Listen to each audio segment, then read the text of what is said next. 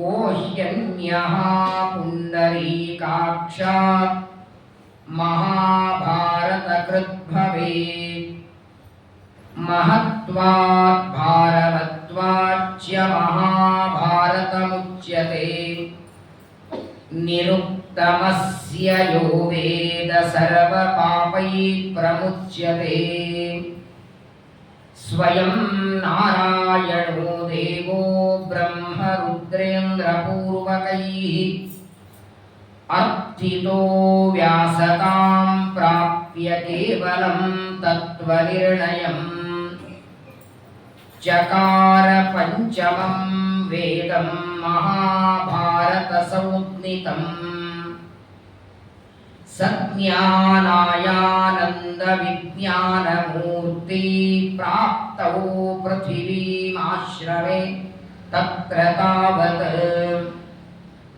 जाज्वल्येते विष्णुवायुस्मदेवौ वेदौ व्यासानन्दतीर्थाभिधानौ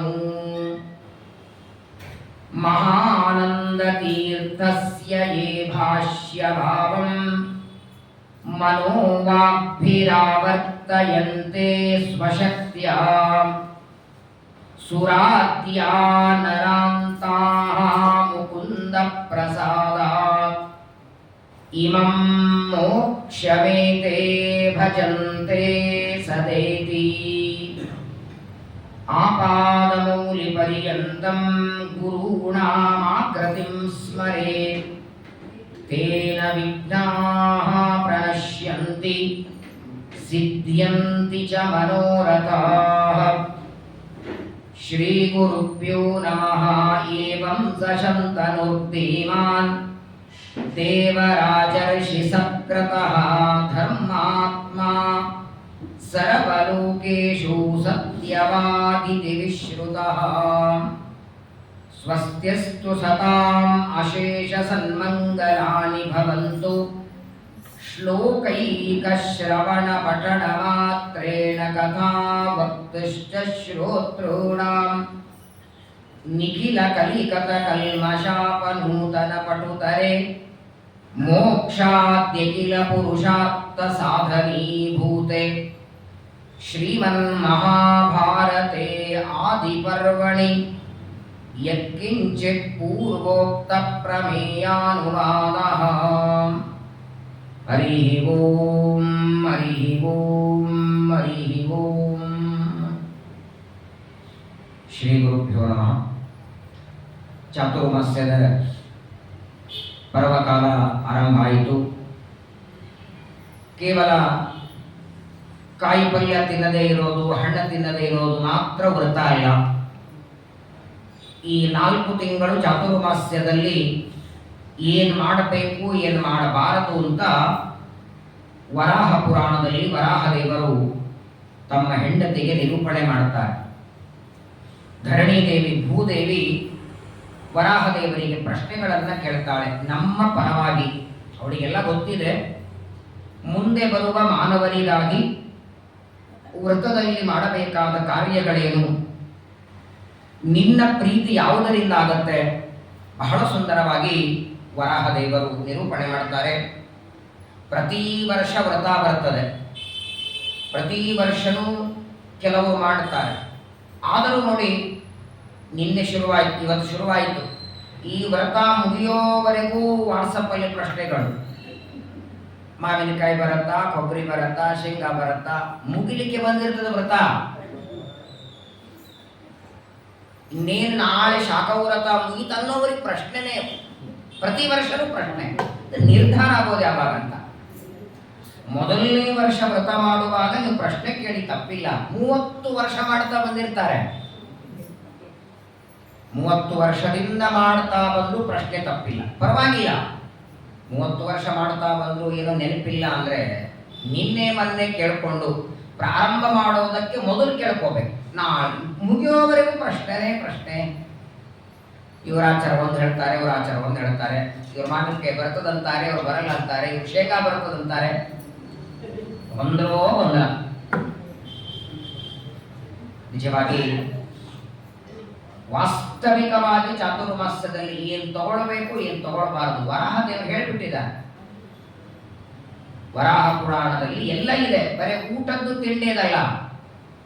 ಚಾತುರ್ಮಾಸ್ಯದ 4 ತಿಂಗಳು ಸಾಧ್ಯವಾದರೆ ಮೌನ ವ್ರತ ಮಾಡಬೇಕಂತೆ.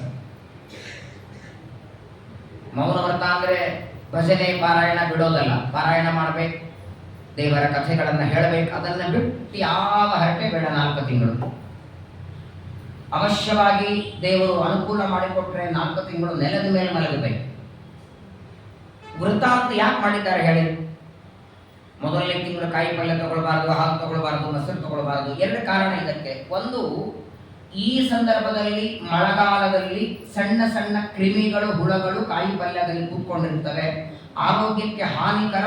ಇದು ವೈಜ್ಞಾನಿಕ ದೃಷ್ಟಿಯಿಂದ ವೈರಾಗ್ಯ ಬರಲಿ ಅನ್ನೋದಕ್ಕಾಗಿ ಪರಮಾತ್ಮ ವ್ಯವಸ್ಥೆ ಮಾಡಿ.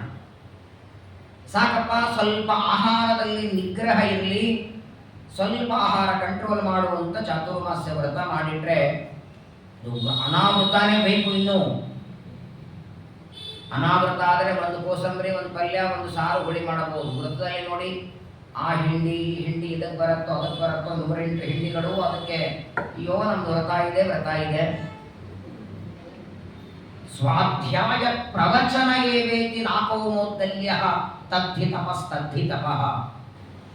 ನಿಜವಾದ ವ್ರತ ವೇದವ್ಯಾಸದೇವರು ಹೇಳ್ತಾರೆ ವರಾಹ ಪುರಾಣದಲ್ಲಿ, ಚಾತುರ್ಮಾಸ್ಯದಲ್ಲಿ ಎಲ್ಲ ಆಯುಷ್ಯ ಇರೋವರೆಗೆ ಮಾಡಬಹುದಾದ ವ್ರತ ಅದು ಪಾಠ ಪ್ರವಚನ ವ್ರತ. ಇದು ಉದ್ಯಾಪನೆ ಇಲ್ಲ, ಕೊನೆನೇ ಇಲ್ಲ.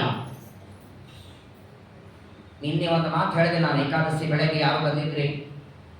ಸಮಗ್ರವಾದ ಭರತಖಂಡದ ಯಾತ್ರೆ ಮಾಡಿ ಎಲ್ಲ ತೀರ್ಥ ಸ್ನಾನಗಳನ್ನ ಮಾಡಿ ಅಲ್ಲಿ ಬಂದ ಪುಣ್ಯ ಇಲ್ಲಿ ಕೂತ್ಕೊಂಡು ಒಂದು ಶ್ಲೋಕ ಮಹಾಭಾರತ ಕೇಳಿ ದೇವರು ಕೊಡ್ತಾನೆ. ಒಂದೇ ಶ್ಲೋಕ. ಬಹಳ ವಿಶೇಷವಾದ ಪ್ರಾಧಾನ್ಯತೆ ಮಹಾಭಾರತಕ್ಕೆ ವ್ಯಾಸರು ಕೊಟ್ಟಿದ್ದಾರೆ. ವೇದವ್ಯಾಸ ದೇವರು ಮಹಾಭಾರತ ರಚನೆ ಮಾಡಿ ಆದ ಮೇಲೆ ಒಂದು ದಿನ ಶ್ರೀಮದ್ ಆಚಾರ್ಯರು ಬದರಿಗೆ ಹೋಗಿದ್ರು. ಆಚಾರ್ಯರು ಒಟ್ಟಾರೆ 2 ಬಾರಿ ಬದರಿ ಯಾತ್ರೆ ಮಾಡಿದ್ದಾರೆ. ಮೊದಲನೇ ಬಾರಿ ಆಚಾರ್ಯರು ಬದರಿಗೆ ಬಂದಾಗ ವೇದವ್ಯಾಸ ದೇವರು ಬ್ರಹ್ಮಸೂತ್ರಗಳಿಗೆ ಭಾಷ್ಯವನ್ನ ಬರಿಬೇಕು ಅಂತ ಆಜ್ಞೆ ಮಾಡಿದರು. 564 ಬ್ರಹ್ಮಸೂತ್ರ ಬರೆದಿದ್ದೇನೆ, ಅದಕ್ಕೆ ಬೇರೆ ಬೇರೆಯವರು ಏನೇನೋ ವ್ಯಾಖ್ಯಾನ ಮಾಡಿದ್ದಾರೆ, ನನಗದು ಇಚ್ಛೆ ಇಲ್ಲ. ನಿಜವಾದ 22ನೇ ಭಾಷ್ಯ ನೀನು ಮಾಡಬೇಕು. ಅದನ್ನ ಮಾಡಿ ವ್ಯಾಸರಿಗೆ ಸಮರ್ಪಣೆ ಮಾಡಿದರು. 2ನೇ ಬಾರಿ ಮತ್ತೆ ಬದಲಿಗೆ ಹೋಗಿದರು ಆಚಾರ್ಯರು. 2ನೇ ಬಾರಿ ಆಚಾರ್ಯರು ಬದಲಿಗೆ ಹೋದಾಗ ವೇದವ್ಯಾಸ ದೇವರು ಆಗ ಆಜ್ಞೆ ಮಾಡ್ತಾರೆ, ನಾನು ಮಾನವರ ಕಲ್ಯಾಣಕ್ಕಾಗಿ ಮಹಾಭಾರತ ಬರೆದಿದ್ದೇನೆ, ಆ ಮಹಾಭಾರತದ ಅರ್ಥವನ್ನ ಎಲ್ಲರಿಗೆ ತಿಳಿಯುವಂತೆ ನೀನೊಂದು ಗ್ರಂಥವನ್ನ ಬರಿಬೇಕು ಅಂತ 2ನೇ ಬಾರಿ ಆಚಾರ್ಯರು ಯಾತ್ರೆಗೆ ಹೋದಾಗ ವೇದವ್ಯಾಸರು ಅನುಗ್ರಹ ಮಾಡುತ್ತಾರೆ. ಆಗ ಆಚಾರ್ಯರು ಬರೆದು ಕೊಟ್ಟದ್ದೇ ಮಹಾಭಾರತ ತಾತ್ಪರ್ಯ ನಿರ್ಣಯ. ತಾತ್ಪರ್ಯ ನಿರ್ಣಯ ಇಲ್ಲದೆ ಮಹಾಭಾರತ ಅರ್ಥವೇ ಆಗುವುದಿಲ್ಲ. ಶ್ರೀಮದ್ ಆಚಾರ್ಯರ ಬೆಳಕಿನಲ್ಲಿ ಮಹಾಭಾರತವನ್ನು ನಾವು ಅಧ್ಯಯನ ಮಾಡಬೇಕು. ಪ್ರಧಾನವಾಗಿ ಮಹಾಭಾರತದ ಮೊದಲನೇ ಪರ್ವ ಆದಿಪರ್ವ. ಆದಿಪರ್ವದಲ್ಲಿ ಯಾರು ಹೇಗೆ ಹುಟ್ಟಿದರು ಎಲ್ಲರ ಜನ್ಮದ ಕಥೆಯನ್ನ ವೈಶಂಪಾಯನರು ಜನಮೇಜಯನಿಗೆ ನಿರೂಪಣೆ ಮಾಡುತ್ತಿದ್ದಾರೆ. ನಿನ್ನೆ ಭೀಷ್ಮಾಚಾರ್ಯರ ಬಗ್ಗೆ 1-2 ಮಾತುಗಳನ್ನು ನಾವು ಕೇಳಿದ್ದೇವೆ. ಪ್ರಾತಃ ಕಾಲ ಸ್ವಾಮಿಗಳು ಮುದ್ರೆಗೆ ಬರೋ ಅವಸರವೂ ಇತ್ತು. ಸಂಕ್ಷೇಪದಲ್ಲಿ 1-2 ಮಾತು ತಿಳಿದಿದ್ದೇವೆ. ಎಲ್ಲರಿಗೂ ಬರಬಹುದಾದ ಪ್ರಶ್ನೆ ಇದು. ಮಹಾಜ್ಞಾನಿಗಳು 800 ವರ್ಷ ಬದುಕಿದ ಪಿತಾಮಹ, 300 ವರ್ಷ ಪರಶುರಾಮ ದೇವರಿಂದ ಅಧ್ಯಯನ ಮಾಡಿದಂತಹ ಭೀಷ್ಮಾಚಾರ್ಯರಿಗೆ ಅಂತ್ಯಕಾಲದಲ್ಲಿ ಅಷ್ಟು ಬಾಣಗಳಿಂದ ಹೊಡೆಸಿಕೊಂಡು ಅಷ್ಟು ವೇದನೆಯನ್ನ ಅನುಭವಿಸುವ ಕರ್ಮ ಏನಿತ್ತವರದು? ತಂದೆ ವರ ಕೊಟ್ಟಿದ್ದಲ್ಲ, ಸಾಯುವ ವರ ಇತ್ತು. ನಮಗೆ ನಿಮಗೆ ಯಾವಾಗ ಸಾಯ್ತೇವೆ ಗೊತ್ತಿಲ್ಲ. ಈಗ ಒಬ್ಬ ವ್ಯಕ್ತಿ ಪಾಪ ಕೋಮಾದಲ್ಲಿದ್ದಾನೆ, ಏನೋ ಕಷ್ಟದಲ್ಲಿದ್ದಾನೆ ಅಂದ್ರೆ ಅವನಿಗೆ ಸಾಯಲಿಕ್ಕೆ ಬರಲ್ಲ. ಅಕಸ್ಮಾತ್ತಾಗಿ ತಾನೇ ತನ್ನ ಇಚ್ಛೆಯಿಂದ ಸಾಯೋ ಹಾಗಿದ್ರೆ ಯಾರು ತಾನೇ ದುಃಖ ಪಡ್ತಾರೆ ಹೇಳಿ? ಸಾಕು ಬೇಗ ಹೋಗೋಣ ಅಂತಾರೆ, ದೇವರು ಕರೆಯೋವರೆ ಕಾಯಬೇಕು. ಭೀಷ್ಮಾಚಾರ್ಯ ಹಾಗಿರಲಿಲ್ಲ. ತಂದೆ ಶಂತನುರಾಜ ಸ್ವಚ್ಛಂದ ಮರಣ ವರ ಕೊಟ್ಟಾಗ ಆ ವರದಿಂದ ಯಾವಾಗ ಪಾಂಡವರು ಬಾಣದಿಂದ ಹೊಡಿತಾರೆ ಅವತ್ತೇ ದೇಹ ಬಿಡಬೇಕಾಗಿತ್ತವರು. ಅಷ್ಟು ದಿನಗಳವರೆಗೆ ಬಾಣದ ಹಾಸಿಗೆ ಮೇಲೆ ಮಲಗುವ ಏನು ಪ್ರಸಂಗ ಇತ್ತು ಅಂತ ಜ್ಞಾನಿಗಳಾದ ವೈಶಂಪಾಯನರಿಗೆ ಜನಮೇಜಯ ಕೇಳ್ತಾನೆ. ಅದಕ್ಕೆ ಅವರು ಬಹಳ ಸುಂದರವಾದ ಕಾರಣವನ್ನು ಕೊಡ್ತಾರೆ. ಮೊದಲಿಗೆ ಒಂದು ದಿನ ಬ್ರಹ್ಮದೇವರ ಸಭೆಯೊಳಗೆ ಸಂಧ್ಯಾವಂದನೆ ಮಾಡ್ತಾ ಬ್ರಹ್ಮದೇವರು ಕೂತಿದ್ರು. ಈ 8 ಜನ ವಸುದೇವತೆಗಳು ಬ್ರಹ್ಮದೇವರ ಸಂಧ್ಯಾವಂದನೆಗೆ ಭಂಗ ಮಾಡ್ತಾರೆ, ನಗುತ್ತಾರೆ. ದೊಡ್ಡವರ ಜೊತೆಗೆ ಕೂತಾಗ ಹೇಗಿರಬೇಕು? ಚತುರ್ಮುಖ ಬ್ರಹ್ಮದೇವರು, ಅವರ ಧ್ಯಾನ ಏನು, ಅವರ ಪಾರಾಯಣ ಜಪ ಏನು ನೋಡಿ. ನಾವು ಪುರುಷ ಸೂಕ್ತ ಹೇಳಿ ಪಠನ ಮಾಡುತ್ತೇವೆ, ಬ್ರಹ್ಮದೇವರು ಪಠನ ಮಾಡ್ತಾರೆ, ಅವರು ವೇದ ಮಂತ್ರ ಹೇಳ್ತಾರೆ. ಬ್ರಹ್ಮದೇವರು ವೇದ ಮಂತ್ರಗಳಿಂದ ದೇವರ ಪೂಜೆ ಮಾಡ್ತಿದ್ರೆ ಯಾವ ಮಂತ್ರ ಬ್ರಹ್ಮದೇವರಿಂದ ಉಚ್ಚಾರ ಮಾಡುತ್ತಾರೆ ಆ ವೇದಾಭಿಮಾನಿಗಳು ಪಕ್ಕದಲ್ಲಿ ಬಂದು ನಿಂತಿರ್ತಾರಂತೆ. ವಾಯುಸ್ತುತಿಯಲ್ಲಿ ತ್ರಿವಿಕ್ರಮ ಪಂಡಿತರು ಹೇಳ್ತಾರೆ, ಸೇವಂತೆ ಮೂರ್ತಿ ಮತ್ಯ ಸುಚರಿತ ಚರಿತಂ ಭಾತಿ ಗಂಧರ್ವ ಗೀತಂ ಪ್ರತ್ಯೇಕಂ ದೇವತಂ ತಸ್ವ ಪಿತಮ ಭಗವನ್ ನರ್ತಿತತ್ಯೋವಧೂಷು. ವಾಯುದೇವರು ಬ್ರಹ್ಮದೇವರು ಪರಮಾತ್ಮನನ್ನ ವೇದಗಳಿಂದ ಸ್ತೋತ್ರ ಮಾಡುತ್ತಿದ್ರೆ ವೇದಾಭಿಮಾನಿಗಳು ಕುಣಿತಾರೆ. ಅವರು ಅಂತಾರೆ, ಸ್ವಾಮಿ ಯಾವಾಗಲೂ ನೀವು ಪಠನ ಮಾಡುತ್ತಿದ್ರೆ ಆನಂದ ಆಗತ್ತೆ, ಯಾಕಂದ್ರೆ ಅಷ್ಟು ಸ್ವರಬದ್ಧವಾಗಿ ವೇದ ಹೇಳುತ್ತಾರೆ. ವೇದ ಮಂತ್ರಗಳ ಪಠನ ಮಾಡುವಾಗ ಸ್ವರಜ್ಞಾನ ಬೇಕು. ಅಂಥ ಬ್ರಹ್ಮದೇವರು ಏಕಾಂತದಲ್ಲಿ ಧ್ಯಾನ ಮಾಡುವಾಗ ನಗುತ್ತಾರೆ. 8 ಜನ ವಸುದೇವತೆಗಳಿಗೆ ಬ್ರಹ್ಮದೇವರು ಶಾಪ ಕೊಡುತ್ತಾರೆ, ಭೂಮಿಯಲ್ಲಿ ಹುಟ್ಟಿ ಮಾನವರಾಗಿ ಹುಟ್ಟಬೇಕು ಅಂತ ಬ್ರಹ್ಮದೇವರಿಂದ ಅಷ್ಟ ವಸುಗಳು ಶಾಪ ಪಡೆದ ಮೇಲೆ ಅದೇ ದಾರಿಯಿಂದ ಗಂಗಾದೇವಿ ಹೊರಟಿದ್ದು. ಇವರ ಮುಖಗಳನ್ನು ನೋಡಿದ್ದು ಸಣ್ಣದಾಗಿತ್ತು ಶಾಪದಿಂದ. ಗಂಗಾದೇವಿ ಮಾತಾಡುತ್ತಾಳೆ, ಏನಾಯ್ತಪ್ಪ ವಸುದೇವತೆಗಳೇ, ಯಾಕೆ ಮುಖ ಎಲ್ಲ ಬಾಡಿದೆ? ಏನಿಲ್ಲ, ನಮ್ಮಿಂದ ಒಂದು ಅಪರಾಧವಾಗಿ ಬ್ರಹ್ಮದೇವರು ಶಾಪ ಕೊಟ್ಟಿದ್ದಾರೆ, ಭೂಮಿಯಲ್ಲಿ ಹುಟ್ಟಬೇಕು ಅಂತ. ಯಾವ ತಾಯಿಯ ಗರ್ಭದಲ್ಲಿ ಹುಟ್ಟುತ್ತೇವೆ ಅಂತ ಚಿಂತೆಯಾಗಿದೆ. ಅದಕ್ಕೆ ಗಂಗಾದೇವಿಗೆ ಅಂತಾರೆ, ನೋಡು ಹೇಗೋ ಶಾಪ ಆಗಿದೆ, ನೀನೇ ನಮ್ಮನೆ ಯಾಕೆ ತಾಯಿ ಆಗಬಾರದು?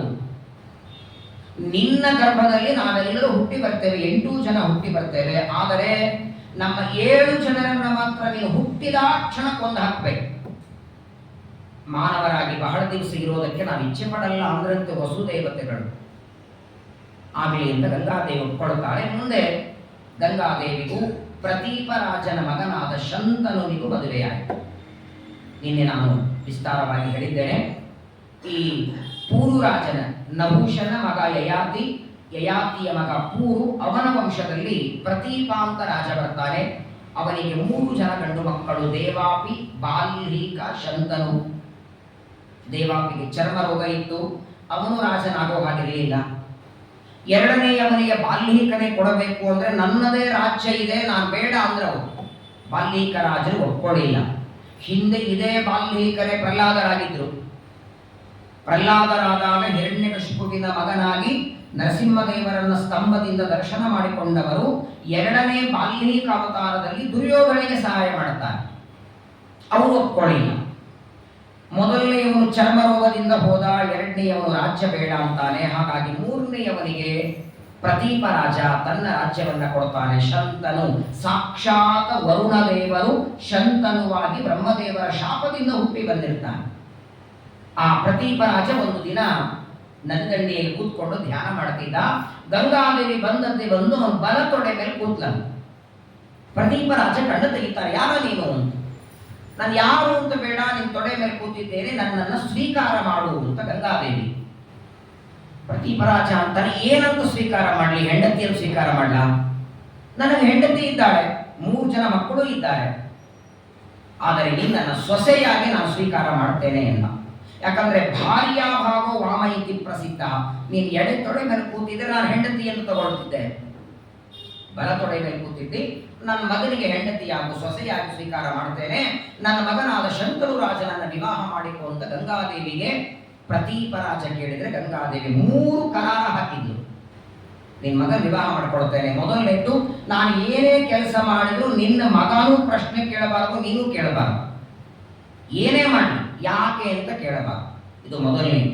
2ನೇದ್ದು, ನಾನು ಮಾಡುವಾಗ ಅದನ್ನು ತಡಿಬಾರದು, ನಾನು ಏನೇ ಕಾರ್ಯ ಮಾಡಿದ್ರು ಅದನ್ನು ತಡಿಬಾರದು. 3ನೇದ್ದು, ಇದಕ್ಕೆ ಏನು ಕಾರಣ, ಹಿಂದಿನ ಕಾರಣ ಏನಾದರೂ ಇತ್ತಾ ಅಂತ ಕೇಳಬಾರದು. 3ಕ್ಕೂ ಒಪ್ಕೊಳ್ಳೋದಾದ್ರೆ ಮದುವೆ ಮಾಡ್ಕೊಳ್ತೇನೆ ಅಂದಾಗ ಆಗಲಿ ಅಂತ ಪ್ರತೀಪರಾಜ ಒಪ್ಕೊಳ್ತಾನೆ. ಶಂತನು ರಾಜನ ಜೊತೆಗೆ ಗಂಗಾದೇವಿಯ ಮದುವೆಯಾಗತ್ತೆ. ಮೊದಲನೇ ವರ್ಷಕ್ಕೆ ಒಂದು ಗಂಡು ಮಗು ಹುಟ್ಟುತ್ತದೆ.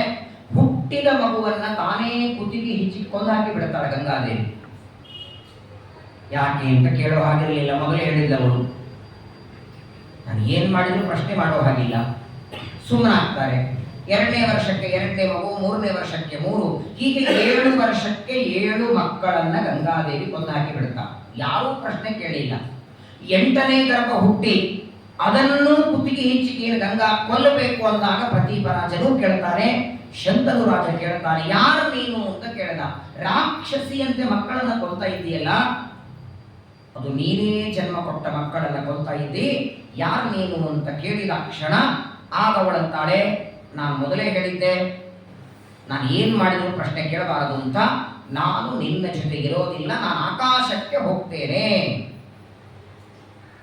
ಆದರೆ ಆ 8ನೇ ಮಗನನ್ನು ಜೊತೆಗೆ ಕರ್ಕೊಂಡು ಹೋಗ್ತೇನೆ. ಆ 8ನೇ ಮಗನೇ ದೇವವ್ರತ. 8 ಜನ ವಸುಗಳಲ್ಲಿ ದ್ಯು ಅನ್ನುವ ವಸು ಅವರು ಇಲ್ಲಿ ಬಂದಿರ್ತಾರೆ. ಅದಕ್ಕೆ ಕಾರಣವನ್ನ ಶ್ರೀಮದ್ ಆನಂದ ತೀರ್ಥ ಭಗವತ್ಪಾದಾಚಾರ್ಯರು ಮಹಾಭಾರತ ಅಪ್ಪನಿರ್ಣಯದಲ್ಲಿ ಕಾರಣವನ್ನ ಕೊಟ್ಟಿದ್ದಾರೆ. ಒಂದು ಬಾರಿ ವಸಿಷ್ಠರ ಆಶ್ರಮದಲ್ಲಿ ಅವರ ಆಕಳು ಹೊರಗೆ ಕಟ್ಟಿದ್ದಾರೆ, ನಂದಿನಿ. ಈ ದ್ಯುನಾಮಕ ವಸು, 8 ಜನ ವಸುದೇವತೆಗಳಲ್ಲಿ ದ್ಯುನಾಮಕ ವಸುವಿನ ಹೆಂಡತಿ ವರಾಂಗಿ ಅಂತ. ಆ ವರಾಂಗಿಗೆ ಒಬ್ಬ ಗೆಳತಿ ಇದ್ದು ಅವಳ ಹೆಸರು ವರಾಂಗಿ. ಗೆಳತಿನೂ ವರಾಂಗಿ, ಇವಳು ವರಾಂಗಿ. ಒಂದು ದಿನ ಆ ವರಾಂಗಿ ಬಂದು ತನ್ನ ಹೆಂಡತಿ, ತನ್ನ ಗೆಳತಿಗೆ ಹೇಳ್ತಾಳೆ, ವಸಿಷ್ಠರ ಆಶ್ರಮದ ಹೊರಗಡೆ ನಂದಿನಿ ಅನ್ನುವ ಆಕಳಿದೆ, ಆ ಆಕಳನ್ನ ಏನಾದರೂ ಮಾಡಿ ನಮ್ಮ ಮನೆಗೆ ತಗೊಂಡು ಬರಬೇಕು. ಯಾಕೆ ಅಂದ್ರೆ ಅದು ಕೇವಲ ಹಾಲು ಮೊಸರು ಕೊಡುವ ಆಕಳಲ್ಲ. ಜನ್ಮ ಬರದೇ ಇದ್ದ ಹಾಗೆ, ಮರಣ ಬರದೇ ಇದ್ದ ಹಾಗೆ, ತಲೆ ಕೂದಲು ಬೆಳ್ಳಗಾಗದೇ ಇರೋ ಹಾಗೆ, ಹಸಿವೆ ನೀರಡಿಕೆ ಮಾಡದೇ ಇದ್ದಂತ ಆಕಳದು. ಅದಿದ್ರೆ ಸಾಕು. ಯಾರ ಮನೆಯಲ್ಲಿ ಆಕಳನ್ನ ಕಟ್ಟುತ್ತಾರೆ ಆ ವ್ಯಕ್ತಿಗೆ ಜನ್ಮ ಮರಣಗಳಿಲ್ಲ. ಅದನ್ನೇನಾದರೂ ಮಾಡಿ ಬಿಚ್ಚಿಕೊಂಡು ಬರಬೇಕು ವಸಿಷ್ಠರಿಂದ. ಈ ಸಲಹೆಯನ್ನ ಆ ಗೆಳತಿ ವರಾಂಗಿ ದ್ಯುನಾಮಕ ವಸುವಿನ ಹೆಂಡತಿಗೆ ಹೇಳಿದ. ಆಗ ಅವರಂತಾರೆ, ಏನಿದ್ರು ಋಷಿಗಳ ಆಕಳನ್ನ ನಾವು ತರೋದು ತಪ್ಪು, ಬೇಡ. ಇಲ್ಲ, ನಿನ್ನ ಗಂಡನಿಗೆ ಒತ್ತಾಯ ಮಾಡಿ ಹೇಳು, ಏನಾದರೂ ಮಾಡಿ ತರಿಸು ಅಂದಾಗ ಅನಿವಾರ್ಯವಾಗಿ ದ್ಯುನಾಮಕ ವಸುವಿಗೆ ಪ್ರಾರ್ಥನೆ ಮಾಡ್ತಾಳೆ.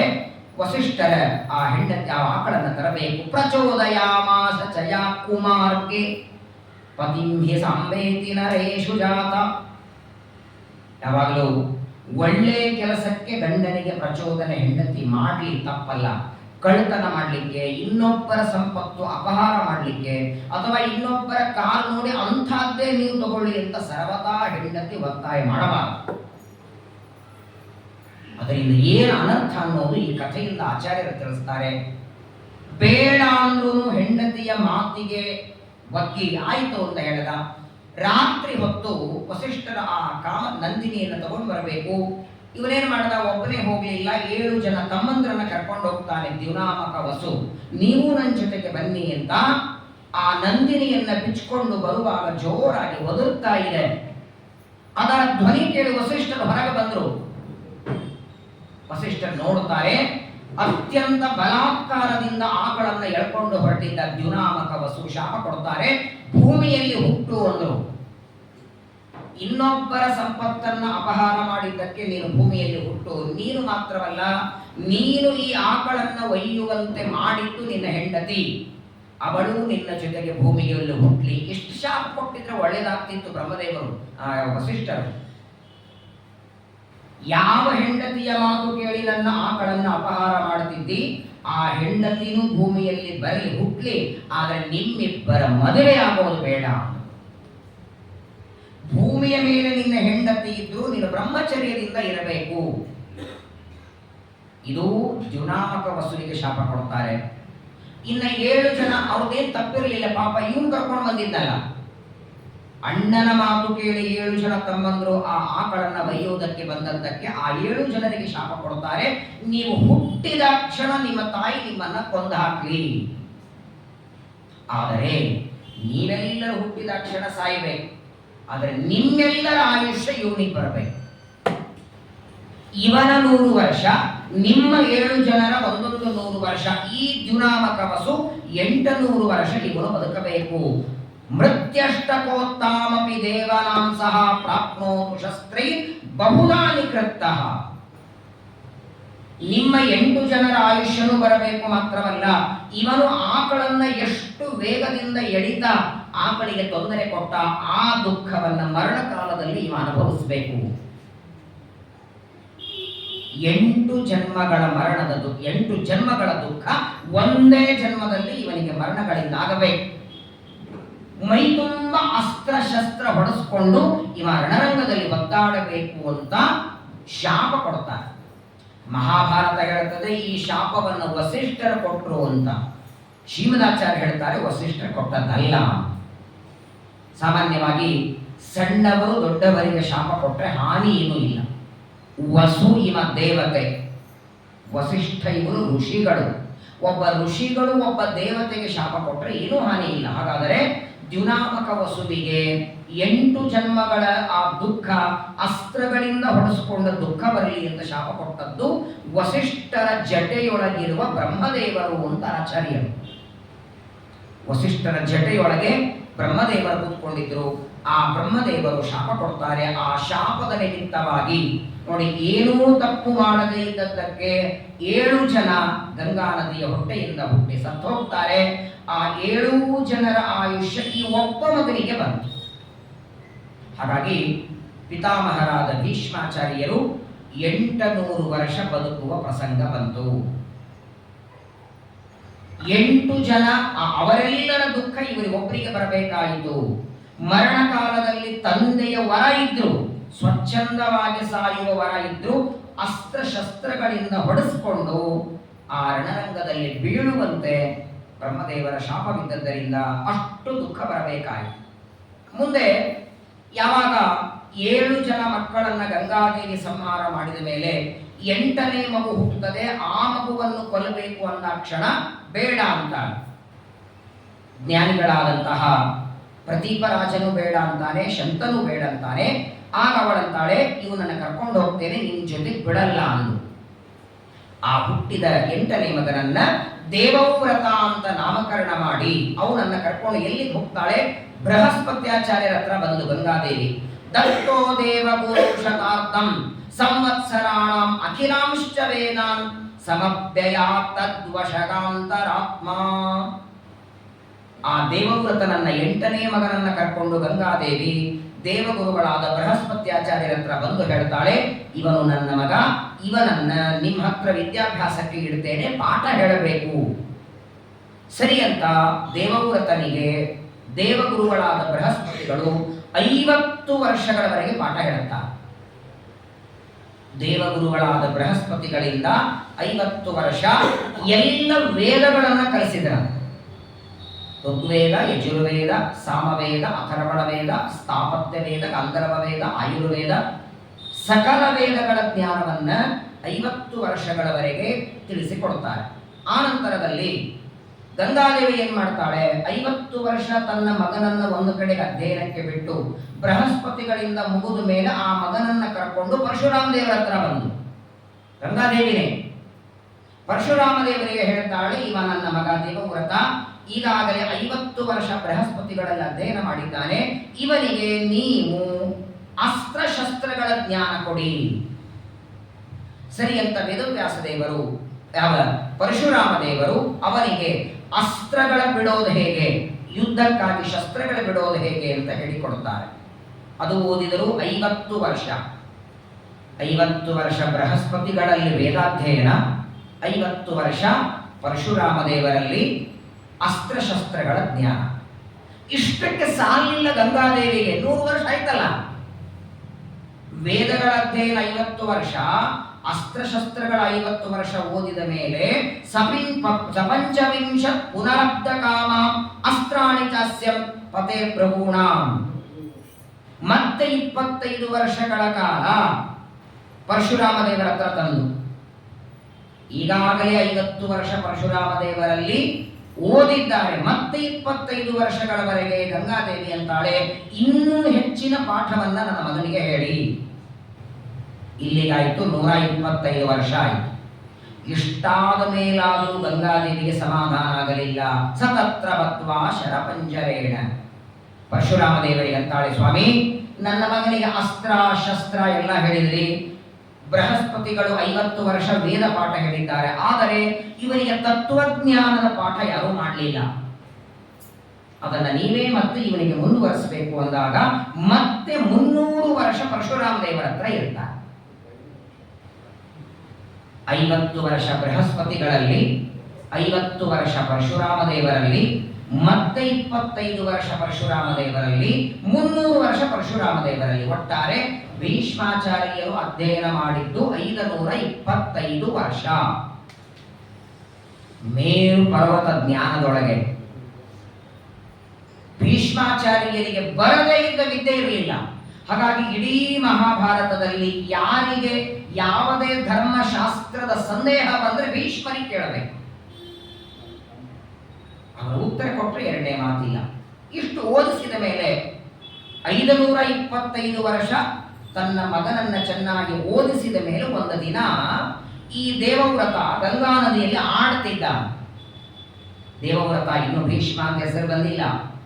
525 ವರ್ಷಗಳ ಅಧ್ಯಯನವನ್ನ ಮಾಡಿದಂತಹ ಈ ಹುಡುಗ ನದಿಯಲ್ಲಿ ಆಡ್ತಿದ್ರೆ ಇವನು ಆಟ ಆಡ್ತಾ ಆಡ್ತಾ ಇಡೀ ಗಂಗಾ ನದಿನ ಒಣಗಿ ಹೋಯ್ತಾನೆ. ಏನ್ ಆಟ ಇರ್ಬೇಕು ಹೇಳಿ? ಮೊನ್ನೆ ಕುಂಭಸ್ನಾನಕ್ಕೆ ಹೋದಾಗ ಎಲ್ಲರೂ ನೀರು ತಂದು ತಂದು ಇಡೀ ಪ್ರಯಾಗದ ನದಿನೇ ಒಳಗೆ ಹೋಗ್ಬಿಟ್ರಿ. ತ್ರಿವೇಣಿ ಸಂಗಮ 60 ಲಕ್ಷ ಜನ ಅಂದ್ರೆ 6 ಕೋಟಿ ಜನ ಸ್ನಾನ ಅಂದ್ರೆ ಏನು? 60 ಕೋಟಿ. ಏನ್ ವಿಚಿತ್ರ ನೋಡಿ. ಆ ಹುಡುಗ ದೇವವ್ರತ ಗಂಗಾ ನದಿಯಲ್ಲಿ ಸ್ನಾನ ಮಾಡುತ್ತಿದ್ರೆ ನೀರೆಲ್ಲ ಬತ್ತಿ ಹೋಯಿತು. ಶಂತನು ಅಣ್ಣ ಸ್ನಾನಕ್ಕೆ ಬಂದಿದ್ದ. ನೋಡ್ತಾ ನದಿಯಲ್ಲಿ ನೀರೇ ಇಲ್ಲ. ಇದು ನೀರು ಇಲ್ಲದೆ ಇದ್ದ ಹಂಗೆ ಮಾಡಿದ್ಯಾರು ಅಂತ ನೋಡಬೇಕಾದರೆ ದೂರದಲ್ಲಿ ಹುಡುಗ ಕಾಣಿಸಿಲ್ಲ. ಗೊತ್ತಿಲ್ಲ ಇವ ನನ್ನ ಮಗ ಅಂತ ಶಂತನು ರಾಜನಿಗೆ ಗೊತ್ತಿಲ್ಲ. ಆದರೆ ಶಂತನು ರಾಜನಿಗೆ ಇವ ನಮ್ಮಪ್ಪ ಅಂತ ಗೊತ್ತು. ಗಂಗಾದೇವಿ ತನ್ನ ಮಗನ ಪರಿಚಯ ಮಾಡಿಸಿದ್ದು, ಆದ್ರೆ ಇವ ನೋಡಿರ್ಲಿಲ್ಲ. ತಕ್ಷಣದಲ್ಲಿ ನಮ್ಮಪ್ಪ ನನ್ನನ್ನು ನೋಡಿಬಿಟ್ಟ ಅಂದ್ರೆ ನನ್ನ ಜೊತೆಗೆ ನಡಿ ಅಂತ ಕರ್ಕೊಂಡು ಹೋಗ್ತಾನೆ ಅಂತ ಸ್ನಾನಕ್ಕೆ ಬಂದ ಶಂತನು ರಾಜನಿಗೆ ದೇವವ್ರತ ಕಾಣಿಸ್ಕೊಳ್ಳಿಲ್ಲ. ಅಡಿಗೆ ದೂರದಲ್ಲಿ ನಿಂತಿದ್ದಾರೆ. ಆ ಸಂದರ್ಭದಲ್ಲಿ ಗಂಗಾದೇವಿ ಅಲ್ಲಿಗೆ ಬಂದು ಗಂಗಾದೇವಿ ಹೇಳ್ತಾಳೆ, ನೋಡು ನೀನೇನು ಅಡಿಗೆ ನಿಂದ್ರೆ ಬೇಡ, ಅವನೇ ನಿಮ್ಮಪ್ಪ, ನಡಿ ನಾನೇ ಕರ್ಕೊಂಡು ಹೋಗ್ತೇನೆ ಅಂತ ಗಂಗಾದೇವಿ ಮಗನನ್ನ ಕರ್ಕೊಂಡು ಬಂದು ಆ ಶಂತನು ರಾಜನಿಗೆ ಹೇಳ್ತಾಳೆ, ಅವತ್ತೇನು ನಾನು 7 ಜನ ಮಕ್ಕಳನ್ನ ಕೊಂದಲ್ಲ, ಇವನ ತಮ್ಮಂದ್ರವು, ಅವರು ಶಾಪದಿಂದ ಸಾಯಬೇಕಾಗಿತ್ತು, ಅವರೆಲ್ಲರ ಆಯುಷ್ಯ ಇವನಿಗಿದೆ, ಈ ಮಗನನ್ನ ಈಗ ನಿನ್ನತ್ರ ಬಿಟ್ಟು ಹೋಗ್ತೇನೆ ಎಂದು. ಅವತ್ತ್ಯಾ ಕರ್ಕೊಂಡು ಹೋಗಿದ್ದೆ, ಹುಟ್ಟಿದಾಕ್ಷಣವೇ ನಿನ್ನತ್ರ ಬಿಡಬಹುದಾಗಿತ್ತು, ಆದರೆ ಇವನು ಇಷ್ಟು ಅಧ್ಯಯನ ಮಾಡಬೇಕಾಗಿತ್ತು, ಇವನು ನಿನ್ನ ಹತ್ರ ಇದ್ರೆ ಅಧ್ಯಯನ ಇವನು ಮಾಡ್ತಿರ್ಲಿಲ್ಲ ಅಂತ ಇವನನ್ನ ಕರ್ಕೊಂಡೋಗಿ ಬೃಹಸ್ಪತಿಗಳಿಂದ ಪರಶುರಾಮ ದೇವರಿಂದ ಇವನಿಗೆಲ್ಲ ವಿದ್ಯೆಗಳ ಉಪದೇಶ ಮಾಡಿಸಿದ್ದೇನೆ, ಇನ್ನು ಮೇಲೆ ಈ ಮಗ ನಿನ್ನ ಜವಾಬ್ದಾರಿ. ದೇವವ್ರತನನ್ನ ತಂದೆಯಾದ ಶಂತನು ರಾಜನಿಗೆ ಒಪ್ಪಿಸಿ ಮತ್ತೆ ತನ್ನ ಲೋಕಕ್ಕೆ ಗಂಗಾದೇವಿ ಹೋಗಿಬಿಡ್ತಾಳೆ. ಎಷ್ಟು ಸಂತೋಷ ನೋಡಿ. ಹುಟ್ಟಿದಾಕ್ಷಣ ಕರ್ಕೊಂಡೋಗಿ 525 ವರ್ಷ ಆದ್ಮೇಲೆ ಮಗ ಸಿಕ್ಕ ದೇವವ್ರತ. ಶಂತನು ರಾಜ ಅಂತಾನೆ, ಇಷ್ಟು ಎಲ್ಲ ಅಸ್ತ್ರಜ್ಞಾನ ಇದೆ, ಶಸ್ತ್ರಜ್ಞಾನ ಇದೆ, ವೇದಗಳ ಜ್ಞಾನ, ತತ್ವಜ್ಞಾನ, ಇಷ್ಟು ಅಧ್ಯಯನ ಮಾಡಿದ ಮಗ ಕೈಗೆ ಸಿಕ್ಕ ಮೇಲೆ ಅಂತೂ ಒಂದು ಭರವಸೆ ಬಂತು. ಏನ್ ಭರವಸೆ ಶಂತನು ರಾಜನಿಗೆ? ಅಕಸ್ಮಾತ್ತಾಗಿ ವೃದ್ಧಾಪ್ಯದಲ್ಲಿ ವಯಸ್ಸಾದ ಮೇಲೆ ನನ್ನ ಮರಣ ಆದರೂ ನನ್ನ ಮುಂದೆ ರಾಜ್ಯ ಆಳ್ಲಿಕ್ಕೆ ಒಬ್ಬ ಮಗ ಇದ್ದಾನೆ. ಹಿಂದೆಲ್ಲ ಅದು ಒಂದೇ ಚಿಂತೆ ಇರ್ತಿತ್ತಾನೆ. ಒಂದು, ತಮ್ಮ ನಂತರದಲ್ಲಿ ರಾಜ್ಯ ಆಳೋದಕ್ಕೆ ಉತ್ತರ ಕುಮಾರ ಒಬ್ಬ ಬೇಕು, ಎರಡನೇದು ತಾವು ಸತ್ರೆ ಶ್ರಾದ್ದ ಮಾಡಲಿಕ್ಕೆ ಒಬ್ಬ ಮಗ ಬೇಕು. ಜರ ಮಾಡಿ ದೇವವ್ರತನಿಗೆ 525 ವರ್ಷ ಅಧ್ಯಯನ ಮಾಡಿದ್ದಾನಂದ್ರೆ ಶಂತನು ರಾಜನಿಗೆ ಎಷ್ಟು ವಯಸ್ಸಾಗಿರ್ಬೇಕು? ಅಪ್ಪ ಏನು. ಒಂದು ದಿನ ಶಂತನು ರಾಜ ಮಗನನ್ನ ಕರ್ಕೊಂಡು ಹೊರಟಿದ್ದ. ಆದರೆ ಶಂತನು ರಾಜನಿಗೆ ನೋಡಿ, ಆ ವಯಸ್ಸೊಳಗೆ 525 ವರ್ಷದ ಮಗ ಇದ್ದಾನೆ, ಅದಕ್ಕೂ ವಯಸ್ಸಾಗಿದೆ ಶಂತನು ರಾಜನಿಗೆ. ಆದರೂ ಗಂಗಾದೇವಿ ತನ್ನ ಹೆಂಡತಿ ತನ್ನನ್ನು ಬಿಟ್ಟು ಹೋದದ್ದಕ್ಕೆ 2ನೇ ಮದುವೆ ಮಾಡ್ಕೊಳ್ಳೋ ಇಚ್ಛೆ ಆಯ್ತಂತೆ. ವಯಸ್ಸಾದು ಮೊದಲನೇ ಸಿಗ್ತಿಲ್ಲ. ವಯಸ್ಸಾದ್ರೆ ಮೊದಲನೇ ಕನ್ಯಾನೇ ಸಿಗಲ್ಲ, ಎರಡನೇ ಮದುವೆಯಿಂದ ಪರವಾಗಿಲ್ಲ. ಈ ಸದ್ಯ ಮಗ ಇದ್ದಾರಲ್ಲ, ದೇವವ್ರತ ಅನ್ನೋ ಮಗ ಇದ್ದಾನೆ. 525 ವರ್ಷ ಓದಿದ ದೊಡ್ಡ ಮೇರು ಪರ್ವತ ಪಕ್ಕದಲ್ಲಿದೆ. ಒಂದು ದಿನ ಏನಾಯಿತು, ಈ ಶಂತನು ರಾಜ ನಾವಿನಲ್ಲಿ ಹೊರಟಿದ್ದ. ಗಂಗಾ ನದಿಯಲ್ಲಿ ಹೋಗ್ತಾ ಇರುವಾಗ ಜೊತೆಗೆ ಮಗನೂ ಇದ್ದ. ಆ ನಾವಿನೊಳಗೆ ಒಬ್ಬ ಕನ್ಯೆಯನ್ನ ನೋಡುತ್ತಾನೆ. ಈ ನಾವು ನಡೆಸುವ ಅಂಬಿಗನ ಮಗಳು ದಾಶ ಕನ್ಯ. ಆ ಕನ್ಯೆಯನ್ನ ನೋಡಿದ ಅವಳಿಗೆ ಇವನಿಗೆ ಆ ನೋಡಿದ ಕ್ಷಣ ಇಷ್ಟ ಆಯಿತು. ಆ ಅಂಬಿಗನ ಜೊತೆಗೆ ಮಾತಾಡ್ತಾನೆ. ಮತ್ತೆ ನೀನು ನಿನ್ನ ಮಗಳನ್ನ ನನಗೆ ಕೊಟ್ಟು ವಿವಾಹ ಮಾಡು.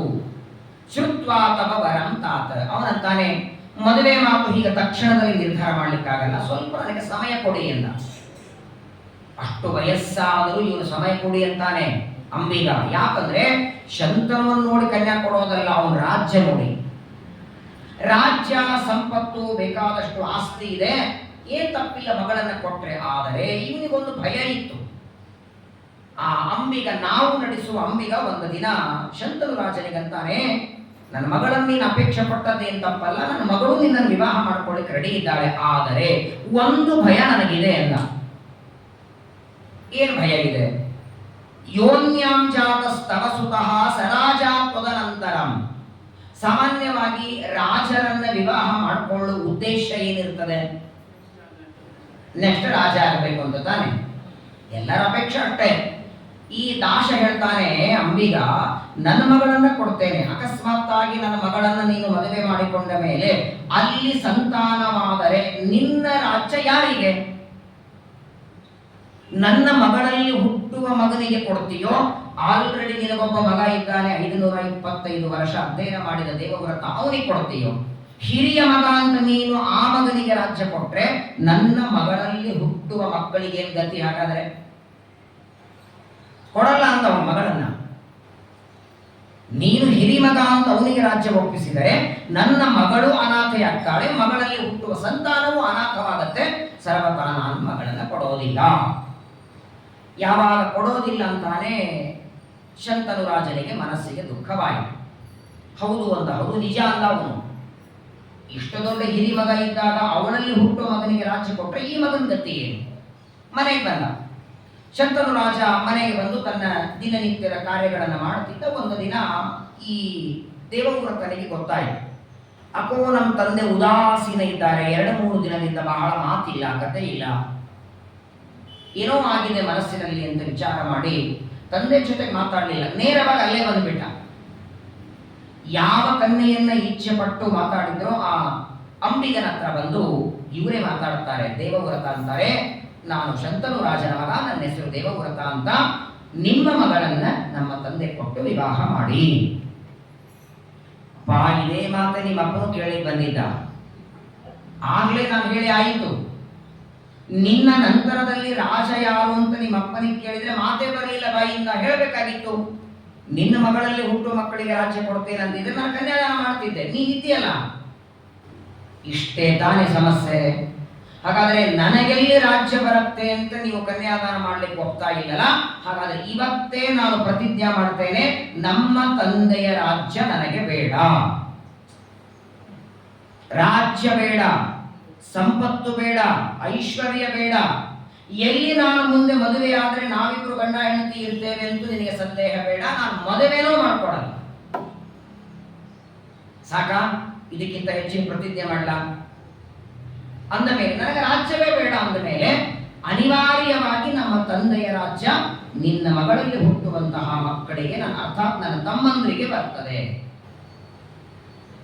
ಈ ಪ್ರತಿಜ್ಞೆ ಮಾಡಿದ್ದರಿಂದ ದೇವವ್ರತನಿಗೆ ಅವತ್ತಿನಿಂದ ಭೀಷ್ಮ ಅಂತ ಹೆಸರು. ಭಯಂಕರವಾದ ಪ್ರತಿಜ್ಞೆ ಮಾಡಿದ್ದಿದು. ಯಾರು ಬಿಟ್ಟುಕೊಡ್ತಾರೆ ಹೇಳಿ? 30-40 ವರ್ಷ ನಿಮಗೆ ಗೊತ್ತಿರಲಿಲ್ಲ. 40 ವರ್ಷ ಆದ ಮೇಲೆ ಯಾವ ಬಂದು ತೋರಿಸ್ತಾರೆ, ನಿಮ್ಮ ಮುತ್ತಜ್ಜ ಇಲ್ಲೇ ಒಂದೆರಡು ಸೈಡ್ ತಗೊಂಡಿದ್ರು, ನಿಮ್ಮ ಹೆಸರು ಇದೆ ಅಂದ್ರೆ ಹುಡುಕಾಡ್ತಿರೋ ಇಲ್ಲೋ? ಗೊತ್ತೇ ಇರಲಿಲ್ಲ ನಿಮಗೆ. ಓ, ಕಾಗದ ಎಲ್ಲಿದೆ, ಪತ್ರ ಎಲ್ಲಿದೆ, ಯಾರ ಹೆಸರಲ್ಲಿದೆ ಎಲ್ಲ ಮಾಡಿಕೊಂಡು ಅದಕ್ಕೊಂದಿಷ್ಟು ರೊಕ್ಕ ಹಾಕಿ ಆ 2 ಸೈಡ್ ನಿಮ್ಮ ಹತ್ರ ಬರೋ ಹಾಗೆ ಯಾರಾದರೂ ಇಚ್ಛೆ ಪಡ್ತಾರೆ. ಅಷ್ಟು ತುಂಬಿದ ರಾಜ್ಯ ಸಂಪತ್ತು ಇದ್ರೆ ಭೀಷ್ಮಾಚಾರ್ಯ ತುಳಸಿ ಪತ್ರ ಇಟ್ರಂತೆ ಏನ್ ತ್ಯಾಗ ಜೀವ ನೋಡಿ. ಇವತ್ತು ಇಡೀ ಜಗತ್ತು ಭೀಷ್ಮರನ್ನ ಕಂಡು ತಲೆ ಬಾಗ್ತದೆ. ಒಂದು ಅವರು ಮಾಡಿದ ಪ್ರತಿಜ್ಞೆ, ಅವರ ಅಧ್ಯಯನ. ಈ ಮಾತು ಕೇಳಿಸಿಕೊಂಡಾಗ ಆ ದಾಶನಿಗೆ ಅರ್ಥಾತ್ ಅಂಬಿಗನಿಗೆ ವಿಶ್ವಾಸ ಬಂತು. ಇವನೇ ಹೇಳಿದ್ಮೇಲೆ ಆಯ್ತಲ್ಲ, ಅಪ್ಪನಿಗೆ ಕೇಳೋ ಮಾತೇ ಇಲ್ಲ ಅಂತ ಸರಿ ಅಂತ ಸತ್ಯವತಿಯನ್ನ, ಆ ದಾಶನ ಮಗಳಾದ ಸತ್ಯವತಿಯನ್ನ ಕರೆದು ವಿವಾಹ ಮಾಡ್ತಾರೆ. ಎರಡನೇ ಮದುವೆ ಆಯಿತು. ಆಲ್ರೆಡಿ ಏನಾಗಿತ್ತಂದ್ರೆ ಈ ಸತ್ಯವತಿ, ಅಂಬಿಗನ ಮಗಳಾದ ಇದೇ ಸತ್ಯವತಿ ಪರಾಶರರನ್ನ ವಿವಾಹ ಮಾಡಿಕೊಂಡು ಅನಂತ ಗುಣಪೂರ್ಣನಾದ ವೇದವ್ಯಾಸರನ್ನ ಮಗನಾಗಿ ಪಡೆದಿಲ್ಲವಳು. ಇದೇ ಸತ್ಯವತಿಯಲ್ಲೇನೆ ಪರಮಾತ್ಮ ವ್ಯಾಸ ರೂಪದಿಂದ ಅವತಾರ ಮಾಡಿದ್ದು. ಶ್ರೀಮದಾಚಾರ್ಯರು ತತ್ವ ನಿರ್ಣಯದಲ್ಲಿ ಬಹಳ ಸುಂದರ ನಿರ್ಣಯ ಕೊಡುತ್ತಾರೆ. ಈಗ ಎರಡನೇ ಮದುವೆ ಅವಳಿಗೂ ಪರಾಶರರ ಜೊತೆಗೆ ಮದುವೆ, ವ್ಯಾಸರ ಜನ್ಮ ಆಯಿತು. ಈಗ ಶಂತನು ರಾಜನ ಜೊತೆಗೆ ಮದುವೆ. ವಿವಾಹ ಏನು ಆಯಿತು. ಮದುವೆ ಆದ ಮೇಲೆ ಕೆಲವು ದಿನಗಳ ನಂತರದಲ್ಲಿ ತತಕ್ಕದಾಚಿತ್ ಮೃಗಯಾಂ ಗತಃ ಸಹ ದದರ್ಶ ಕನ್ಯಾಂ ಪ್ರವರಾಂಸ ಸಂತನು. ಚೆನ್ನಾಗಿ ಮದುವೆ ಆಯಿತು. ಮದುವೆಯಾಗಿ ಕೆಲವು ದಿನಗಳ ನಂತರದಲ್ಲಿ ಆ ಸತ್ಯವತಿಯಲ್ಲಿ ಶಂತನು ರಾಜನಿಗೆ ಇಬ್ಬರು ಗಂಡು ಮಕ್ಕಳಾಗ್ತಾರೆ. ಇದು ಮಹಾಭಾರತದ ಕಥೆ, ವ್ಯಾಸರು ಬರೆದ ಕಥೆ, ಸುಳ್ಳು ಕಥೆಯಲ್ಲ, ಕಟ್ಟ ಕಥೆಯಲ್ಲ. ಬಹಳ ಜನರಿಗೆ ಗೊಂದಲ ಇದೆ. ವಿಚಾರ ಮಾಡಿ, ಶಂತನು ರಾಜ ಸತ್ಯವತಿಯನ್ನ ವಿವಾಹ ಮಾಡಿಕೊಳ್ಳುವಾಗ ಎಷ್ಟಾಗಿತ್ತು ವಯಸ್ಸು ಒಂದು? ಯಾಕಂದ್ರೆ ದೇವವ್ರತನಿಗೆ 525 ವರ್ಷ ಅಧ್ಯಯನ ಮಾಡಿದ್ದು. ದೇವವ್ರತ ಮಗ ಅಂದ ಮೇಲೆ ಶಂತನು ರಾಜನಿಗೆ ಅದಕ್ಕೂ ಹೆಚ್ಚಿನ ವಯಸ್ಸು. ಅಂದ್ರೆ ಆ ವಯಸ್ಸಿನಲ್ಲಿಯೂ ಅವನು ಸಂತಾನ ಪಡೆದಿದ್ದ.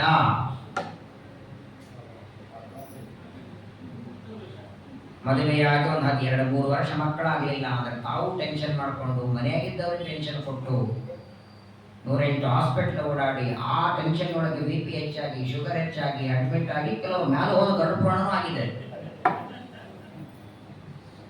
ಮಹಾಭಾರತ ರಾಮಾಯಣ ಬರೀ ಕಥೆ ಕೇಳೋದಲ್ಲ, ವಿಶ್ವಾಸ ಇರಬೇಕು. ಶ್ರೀರಾಮಚಂದ್ರ ಮಗನಾದಾಗ ದಶರಥನ ವಯಸ್ಸು 69,000 ವರ್ಷ ರನ್ನಿಂಗ್ ನಡೆದಿತ್ತಂತೆ. ರಾಮಾಯಣ ಹೇಳ್ತದೆ. ಇನ್ನೊಂದು ವರ್ಷ ಆಗಿದ್ದರೆ 70,000 ವರ್ಷದ ಬಡ್ಡೆ ಮಾಡ್ಕೊಂಡಿದ್ದ. 69,000 ವರ್ಷದ ಮುದುಕನಿದ್ದಾಗ ರಾಮ ದಶರಥನಿಗೆ ರಾಮ ಮಗನಾಗಿ ಬಂದ. ಅದೆಲ್ಲ ದೇವತೆಗಳ ಕೆಲಸ ಅಂತೇಳಿ ನಾವು 60-80 ಆದ್ಮೇಲೆ ಪ್ರಯತ್ನ ಮಾಡೋದಲ್ಲ. ಶಂತನು ರಾಜ ಮಾಡಿದಾಗ ಅದು ದೇವರ ವರನೂ ಇರ್ತದೆ. ಆಮೇಲೆ ಕೆಲವರು ಅದಕ್ಕೆ ಅಂದ್ರೆ ಭೂಮಿ ಬಂದಿರ್ತಾರೆ. ಆಚಾರ್ಯ ಹೇಳ್ತಾರೆ ತತ್ವ ನಿರ್ಣಯದಲ್ಲಿ, ಪ್ರಚಾಹಿತೆ ಹಿ ಯತ್ಕುಲೇ ಯಥಾಯುಗಂ ಯಥಾವಯ. ಯಾವ ಕೆಲಸಕ್ಕೆ ಬಂದಿದ್ದಾರೆ ಅದನ್ನು ಮಾಡಬೇಕು. ಶಂತನು ರಾಜನಿಗೆ ಆ ಸತ್ಯವತಿಯಲ್ಲಿ ಇಬ್ಬರು ಮಕ್ಕಳಾಗ್ತಾರೆ. ವಿಚಿತ್ರ ವೀರ್ಯ, ಚಿತ್ರಾಂಗದ ಅಂತ ಇಬ್ಬರಿಗೆ ನಾಮಕರಣ ಮಾಡಿದರು. ನಾಮಕರಣ ಇವರಿಬ್ಬರು ಭೀಷ್ಮಾಚಾರ್ಯರಿಗೆ ತಮ್ಮಂದ್ರಾಗಬೇಕು. ಸಾಮಾನ್ಯವಾಗಿ ಅಣ್ಣ ತಮ್ಮಂದ್ರಲ್ಲಿ ಎಷ್ಟಿರತ್ತೆ ಗ್ಯಾಪು? 1 ವರ್ಷ 2 ವರ್ಷ. ವಿಚಿತ್ರ ವೀರ್ಯ ಚಿತ್ರಾಂಗದರಿಗೂ ಭೀಷ್ಮಾಚಾರ್ಯರಿಗೂ 525 ಅಲ್ಲ, ಅದರ ಮೇಲೆ ಮತ್ತೆ ಇಷ್ಟಾಗಿತ್ತಲ್ಲ ಮದುವೆ ಆಗುವವರೆಗೆ. ಅಷ್ಟು ವಯಸ್ಸಿನ ಅಣ್ಣ ಭೀಷ್ಮಾಚಾರ್ಯರು. ಇವರಿಬ್ಬರಿಗೆ ನಾಮಕರಣ ಆಯಿತು. ಸ್ವೇಚ್ಛೆಯ ವರುಣತ್ವಂ ಸಹ ಪಾಪ ಅನಿಚ್ಛೆಯಾತನು ತಸ್ಮಿನ್ ಕಾಲೇ ತ್ಯಜೇತೇಹಿ ಬಲವದ್ ವರ್ಧಿತಂ ವಿನಾ. ಏನಾಯಿತು ಅಂದ್ರೆ, ಮುಂದೆ ಇವರಿಬ್ಬರಿಗೆ ನಾಮಕರಣ ಆದ ಮೇಲೆ ಇವರಿಬ್ಬರಿಗೆ ಅಕ್ಷರಾಭ್ಯಾಸ ಮಾಡಿಸಿದ್ರು. ವಿಚಿತ್ರ ವೀರ್ಯ ಚಿತ್ರಾಂಗದ ದೊಡ್ಡವರಾದ ಮೇಲೆ ಮತ್ತೆ ಶುರುವಾಯಿತು ಚಿಂತೆ. ಯಾವಾಗಲೂ ನೋಡಿ, ನಮಗೆ ಮೊದಲು ಮದುವೆ ಆಗಬೇಕು ಅಂತ ಚಿಂತೆ, ಮದುವೆ ಆದಮೇಲೆ ಮಕ್ಕಳಾಗಬೇಕು ಅಂತ ಚಿಂತೆ, ಮಕ್ಕಳಾದ ಮೇಲೆ ಅವರಿಗೆ ಮದುವೆ ಆಗಬೇಕು ಅಂತ ಚಿಂತೆ. ಅರ್ಧ ಮಹಾಭಾರತ ನೀವು ಬರ್ದಂಗೆ ಇದೆ. ಕೊನೆ ಯಾವಾಗಿದೆ ಹೇಳಿ? ಮೊಮ್ಮಕ್ಕಳಾದ್ರೆ ಅವ್ರಿಗೆ ಚಿಂತೆ, ಮರಿ ಅಲ್ಲಿವರು ನಾವೆಲ್ಲಿ ಇರಬೇಕು ಅಂತ ಚಿಂತೆ. ಅದರಲ್ಲಿ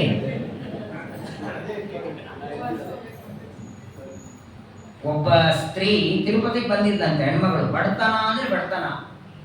ಅವಳಿಗೆ 2 ಬೇಕಾಗಿತ್ತು. ಒಂದು ಸಂಪತ್ತು ಬೇಕಾಗಿತ್ತು, ಇನ್ನೊಂದು ದೀರ್ಘ ಆಯುಷ್ಯ ಬೇಕಾಗಿತ್ತು. ಶ್ರೀನಿವಾಸನಿಗೆ ಪ್ರದಕ್ಷಿಣೆ ಹಾಕಿ ದೇವರನ್ನ ಒಂದೇ ವರ ಕೊಡ್ತೀನಿ, 2 ಕೊಡಲ್ಲ ಅಂದ. ಸಂಪತ್ತಾದ್ರೆ ಬೇಡು, ಆಯುಷ್ಯ ಆದ್ರೆ ಬೇಡು. ಅವಳು 2 ಬೇಕಾಗಿತ್ತು.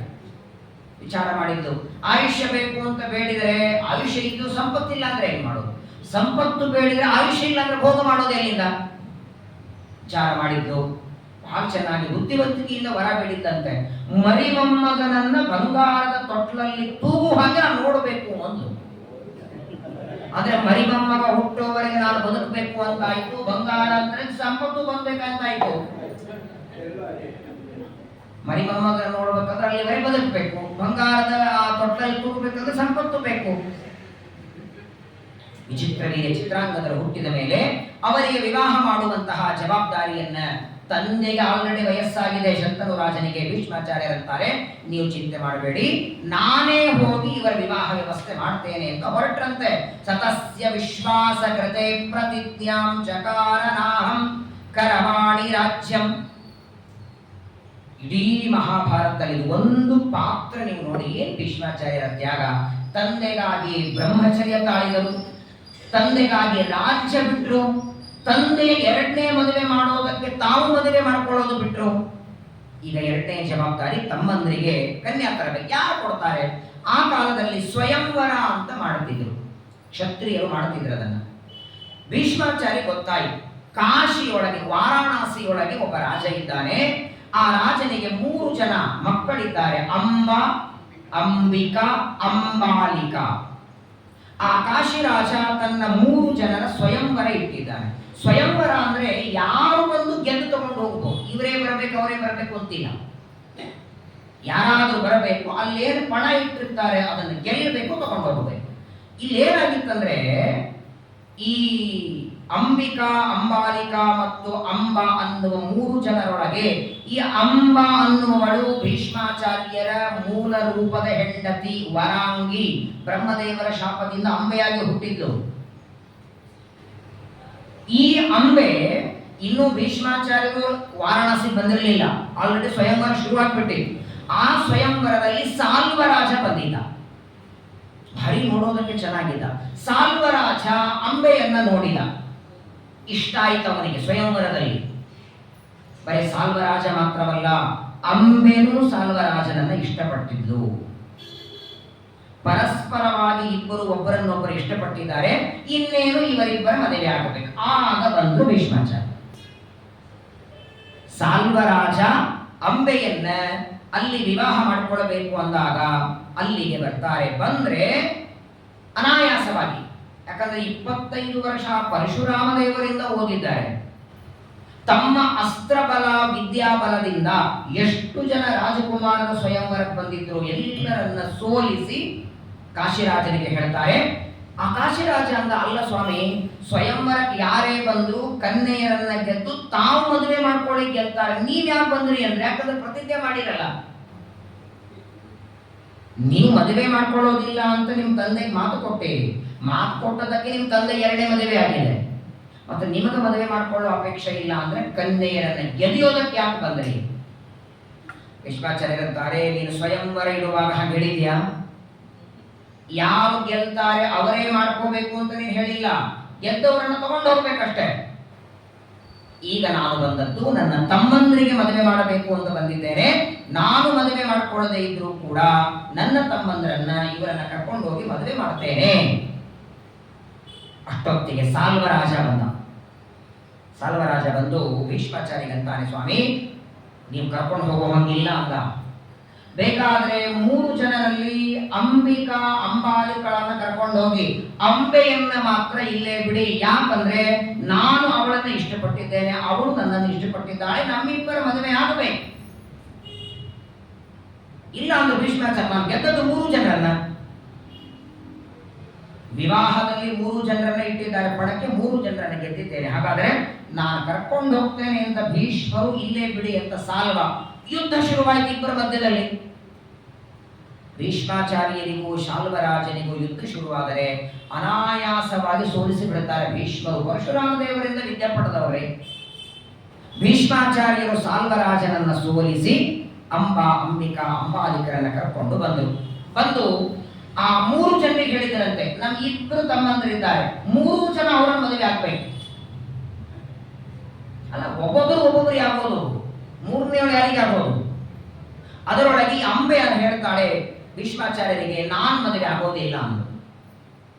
ಅಂಬೆ ಹೇಳ್ತಾಳೆ, ನಿಮ್ಮ ತಮ್ಮಂದ್ರನ್ನು ಮದುವೆ ಮಾಡ್ಕೊಳ್ಳೋದಿಲ್ಲ, ನೀವು ಬೇಕಾದ್ರೆ ನನ್ನ ಮದುವೆ ಮಾಡ್ಕೊಳ್ಳಿ ಎಂದು. ಒಂದು ಕೆಲಸ ಮಾಡಿ, ನೀವು ನನ್ನನ್ನ ಮದುವೆ ಮಾಡ್ಕೊಳ್ಳಿ, ಅಂಬಿಕೆಯನ್ನ ಚಿತ್ರಾಂಗದನಿಗೆ ಕೊಡಿ, ಅಂಬಾಲಿಕೆಯನ್ನ ವಿಚಿತ್ರವೀರ್ಯನಿಗೆ ಕೊಡಿ. ಭೀಷ್ಮಾಚಾರ್ಯ ಅಂತಾರೆ, ನಾನೇನಾದ್ರೂ ಮದುವೆ ಮಾಡ್ಕೊಳ್ಳೋ ಹಾಗಿದ್ರೆ ಅವತ್ತೇ ಮಾಡ್ಕೊಳ್ತಿದ್ದೆ, ತಂದೆಗೆ ಮಾತು ಕೊಟ್ಟಾಗಿದೆ, ನಾನು ವಿವಾಹ ಮಾಡ್ಕೊಳ್ಳೋದಿಲ್ಲ. ಏನಿದ್ರು ನನ್ನ ತಮ್ಮಂದ್ರಿಗೆ ಮದುವೆ ಮಾಡಬೇಕು. ಅಂಬಿಕಾಂಬಾಲಿಕೆ ತತ್ರ ಸಂವಾದಂ ಚಕ್ರತು ಶುಭೆ. ಅವರಿಬ್ಬರ ಮದುವೆ ಶುರುವಾಯಿತು. ಅಂಬಿಕಾ ಅಂಬಾಲಿಕ ಯಾರನ್ನ ಮದುವೆ ಮಾಡ್ಕೊಳ್ಳೋದು ಅಂತ. ಅಂಬೆ ಹೇಳ್ತಾಳೆ, ಮಾಡಿಕೊಂಡ್ರೆ ನಿಮ್ಮನ್ನು ಮಾಡ್ಕೊಳ್ತೇನೆ, ನಿಮ್ಮ ತಮ್ಮಂದ್ರನ್ನಂತೂ ನಾನು ಮದುವೆ ಮಾಡ್ಕೊಳ್ಳಲ್ಲ. ಭೀಷ್ಮಾಚಾರ್ಯ ಅಂತೂ ನಾನು ಮಾಡಲ್ಲ, ನಾನು ಪ್ರತಿಜ್ಞೆ ಮಾಡಿ ಆಗಿದೆ, ಹಾಗಾದ್ರೆ ನಾನು ಹೋಗ್ತೇನೆ ಎಂದವರು. ಹೋಗು ಅಂದ್ರು. ಹೋಗಂದ್ರು ಭೀಷ್ಮಾಚಾರ್ಯರು. ಹೋಗು ಅಂತ ಕಳಿಸೋದೇ ಇದ್ರೆ ಕರ್ಕೊಂಡು ಯಾಕೆ ಬಂದ್ರೆ ಮತ್ತೆ? ಅಂಬೆ ಹೇಳ್ತಾಳೆ, ಸ್ವಯಂವರದಲ್ಲಿ ನನ್ನನ್ನ ಸಾಲ್ವರಾಜ ಇಷ್ಟಪಟ್ಟಿದ್ದ, ನಾವಿಬ್ಬರು ಮದುವೆಯಾಗಬೇಕು ಅನ್ಕೊಂಡಿದ್ವಿ, ನಮ್ಮನ್ನ ಕರ್ಕೊಂಡು ಬಂದ್ರಿ, ಇಲ್ಲಿ ಕರ್ಕೊಂಡು ಬಂದು ವಿವಾಹ ಮಾಡ್ಕೊಂಡ್ರೆ ಬೇಡ ಅಂತೇಳಿ. ಇಲ್ಲ ಅಂದ್ರು ಭೀಷ್ಮಾಚಾರ್ಯ, ನಾನಂತೂ ಮಾಡ್ಕೊಳ್ಳಲ್ಲ, ಏನಿದ್ರು ನಮ್ಮ ತಮ್ಮನನ್ನೇ ಮಾಡ್ಕೊಳ್ಬೇಕಂದಾಗ ಅಂಬಿಕಾ ಅಂಬಾಲಿಕರು ರೆಡಿ ಆಗ್ತಾರೆ. ಆದರೆ ಅಂಬೆ ಮಾತ್ರ ಒಪ್ಕೊಳ್ಳಿಲ್ಲ, ನಾನು ಹೋಗ್ತೇನೆ ಅಂತ ಮತ್ತೆ ವಾರಾಣಸಿ ಬಂದಂತೆ ಕಾಶಿಗೆ ಬಂದು ಸಾಲ್ವರಾಜನಿಗಂತಾಳೆ, ನೋಡು ಅಲ್ಲಿಂದ ನಾನು ಬಂದಿದ್ದೇನೆ, ನಿನ್ನನ್ನೇ ಮದುವೆ ಆಗ್ತೇನೆ, ಮೊದಲು ನಾವಿಬ್ರು ಮದುವೆ ಆಗ್ಬೇಕು ಅನ್ಕೊಂಡಿದ್ದೀವಲ್ಲ, ನಾನು ಅಲ್ಲಿಂದ ಬಂದಿದ್ದೇನೆ, ನನ್ನ ಮದುವೆ ಮಾಡಿಕೊ ಅಂದಾಕ್ಷಣ ಸಾಲ್ವರಾಜ ಅಂತಾನೆ, ನಾನು ಮಾಡ್ಕೊಳ್ಳಲ್ಲ, ಒಬ್ಬ ವ್ಯಕ್ತಿ ನಿನ್ನ ಕರ್ಕೊಂಡು ಹೋಗಿದ್ದಾನೆ ಅಂದ ಮೇಲೆ ನಾನು ಮಾಡ್ಕೊಳ್ಳಲ್ಲ ಅಂತ ಬಿಟ್ಟ. ಬಟ್ ಕರ್ಕೊಂಡು ಹೋಗಿದ್ದಲ್ಲಿ ವಾರಾಣಸಿಯಿಂದ ಕಾಶಿಯಿಂದ ಹಸ್ತಿನಾವತಿ ಕರ್ಕೊಂಡು ಹೋದ, ಮದುವೆ ಮಾಡ್ಕೊ ಅಂದ್ರೆ ಒಲ್ಲಂತ ನಾನು ತಿರುಗಿ ಬಂದದ್ದಷ್ಟೇ. ಅಷ್ಟಾದರೂ ಕೂಡ ನೀನು ತೇನಾಪಿ ಸಂಪರಿತ್ಯತ್ವ ಪರಾಮೃಷ್ಟೇತಿ ಸಾ ಪುನಃ. ಸಾಲ್ವರಾಜ ಹೇಳ್ತಾನೆ, ನಿನ್ನನ್ನು ಕರ್ಕೊಂಡು ಹೋಗಿದ್ದಾನೋ ಇಲ್ಲೋ, ಒಬ್ಬ ಗಂಡ ನಿನ್ನನ್ನು ಮುಟ್ಟಿದ್ದಾನಂದ ಮೇಲೆ ನಾನೇನ್ ಮದುವೆ ಆಗಲ್ಲ. ಸಾಲ್ವರಾಜ, ನೀನು ಇನ್ನೊಬ್ಬರು ಮುಟ್ಟಿದ್ದಕ್ಕೆ ಮದುವೆ ಆಗಲ್ಲ ಅಂತಾನೆ. ಈ ಭೀಷ್ಮ ಪ್ರತಿಜ್ಞೆ ಮಾಡಿದ್ದಕ್ಕೆ ಒಲ್ಲ ಅಂತ. ಏನ್ ಪರಿಸ್ಥಿತಿ ಆ ಅಂಬೇದಾಯ್ತು ನೋಡಿ, ಅಲ್ಲಾಡ್ತಿದ್ದಾಳೆ. ಈ ಕಡೆ ಭೀಷ್ಮ ಮಾಡ್ಕೋತಾ ಇಲ್ಲ, ಆ ಕಡೆ ಸಾಲ್ವರಾಜ ಮಾಡ್ಕೊಳ್ತಾ ಇಲ್ಲ. ಅವಳ ಪರಿಸ್ಥಿತಿ ಗಂಭೀರ ಆಗಿ ಹೋಯಿತು. ಕೊನೆಗೆ ಅವರು ವಿಚಾರ ಮಾಡಿದ್ರು, ಇದಕ್ಕೆ ನಿರ್ಣಯ ಕೊಡೋರು ಯಾರು? ಈ ಇಬ್ಬರಲ್ಲಿ ಯಾರಾದ್ರೂ ಮಾಡ್ಕೋಬೇಕು.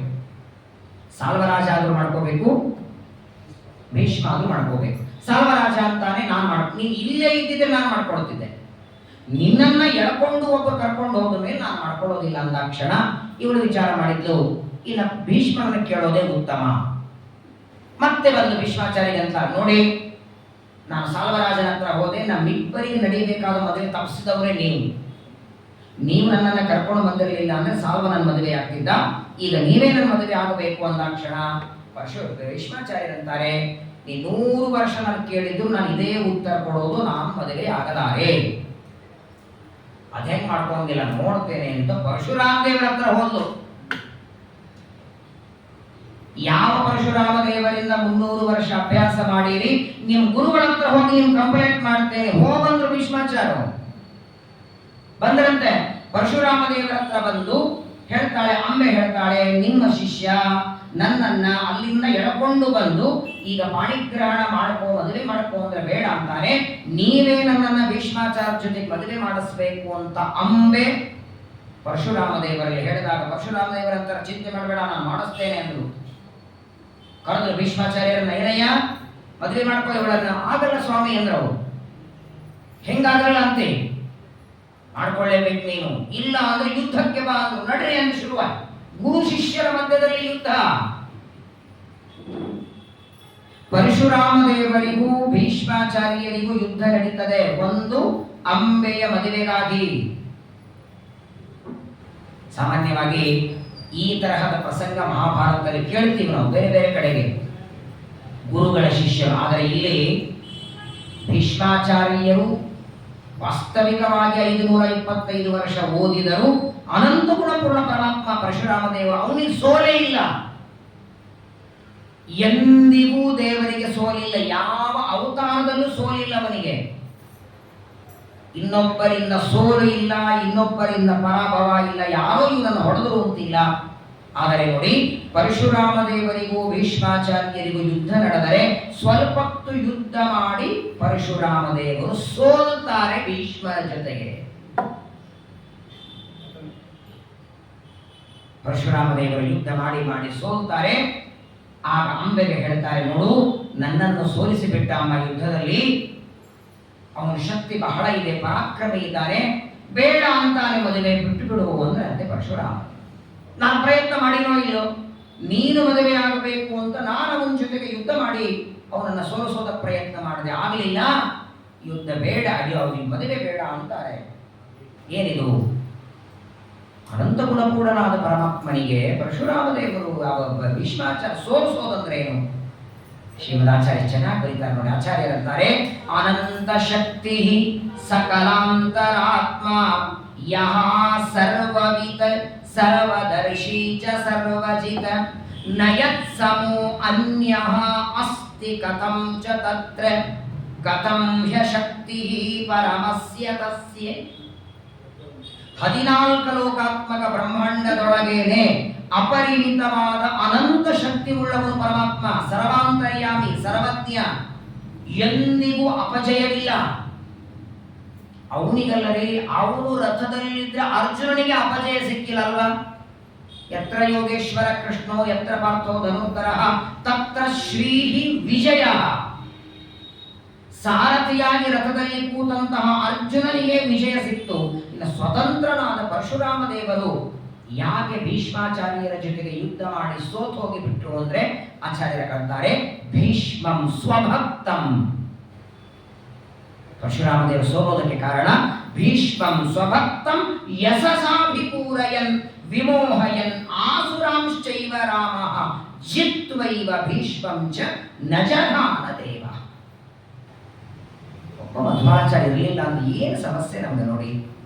ಆಚಾರ್ಯರಂತಾರೆ, ಪರಶುರಾಮ ದೇವರು ಬೇಕಂತೆ ಸೋಲ್ತಾರೆ. ಮೊದಲನೇ ಕಾರಣ, ಶಿಷ್ಯನ ಮುಂದೆ ಪರಶುರಾಮ ದೇವರು ಸೋತರೆ ಪರಶುರಾಮ ದೇವರನ್ನು ಸೋಲಿಸುವಂತಹ ಶಕ್ತಿ ಭೀಷ್ಮಾಚಾರ್ಯರಲ್ಲಿದೆ ಅಂತ ಜಗತ್ತಿಗೆ ಭೀಷ್ಮನ ಬಗ್ಗೆ ಗೊತ್ತಾಗಲಿ.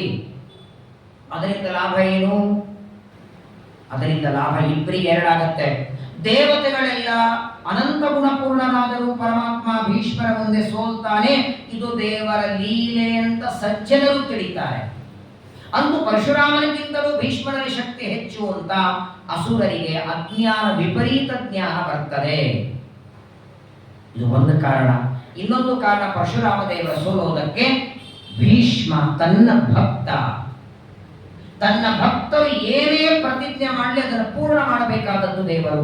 ಈ ಜನ್ಮದಲ್ಲಿ ಮದುವೆ ಬೇಡ ಅಂತ ಪ್ರತಿಜ್ಞೆ ಮಾಡಿದ್ದಾನೆ, ನಾನು ಬಲವಂತವಾಗಿ ಪ್ರತಿಜ್ಞೆಯನ್ನ ಮೀರಿಸಬಾರದು ಅಂತ ಅವನು ಬ್ರಹ್ಮಚಾರಿ ಇರಬೇಕು ಅಂತ ದೇವರ ಸಂಕಲ್ಪ ಇದ್ದದ್ದಕ್ಕೆ ಸರ್ವಥಾ ಅವನನ್ನ ಸಂಹಾರವೂ ಮಾಡಲಿಲ್ಲ, ತಾವೇ ಯುದ್ಧ ಮಾಡಿ ಸೋಲಿ ಬಿಡ್ತಾರೆ.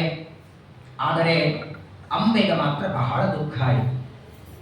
ಆ ಕಡೆ ಹೋದ್ರೆ ಸಾಲ್ವರಾಜ ಮಾಡಿಕೊಳ್ತಾ ಇಲ್ಲ, ಈ ಕಡೆ ಭೀಷ್ಮಾಚಾರ ಮಾಡಿಕೊಳ್ತಾ ಇಲ್ಲ. ಇಬ್ಬರು ತನ್ನನ್ನ ಮದುವೆಯಾಗುವುದಕ್ಕೆ ನಿರಾಕರಣೆ ಮಾಡಿದ್ದಕ್ಕೆ ಅಂಬೆ ಏನ್ ಮಾಡ್ತಾಳೆ, ಹೇಗೋ ಕೈಯಲ್ಲಿ ಮಾಲೆ ಹಿಡ್ಕೊಂಡೇ ಬಂದಿದ್ದವಳು, ಒಪ್ಕೊಂಡ್ರೆ ಇವ್ರಿಗೆ ಮಾಲೆ ಹಾಕ್ಬೇಕು, ಇಲ್ಲ ಅಂದ್ರೆ ಸಾಲ್ವರಾಜನಿಗೆ ಹಾಕ್ಬೇಕು. ಸಾಲ್ವನಿಗೋ ಭೀಷ್ಮನಿಗೋ ಇಬ್ಬರಿಗೂ ಹಾಕಬೇಕು ಅಂತ ಇಬ್ಬರೂ ಮದುವೆಗೆ ಬೇಡ ಅಂದಾಗ ಆ ಮಾಲೆಯನ್ನು ಹೊಸ್ತಿಲದ ಮೇಲೆ ಇಟ್ಟು ಹೋಗಿಬಿಟ್ಲ. ತುಂಬಾ ಮನಸ್ಸಿಗೆ ನೋವಾಗಿ ತಪಸ್ಸು ಮಾಡೋದಕ್ಕಾಗಿ ಹೋಗಿಬಿಡ್ತಾಳೆ.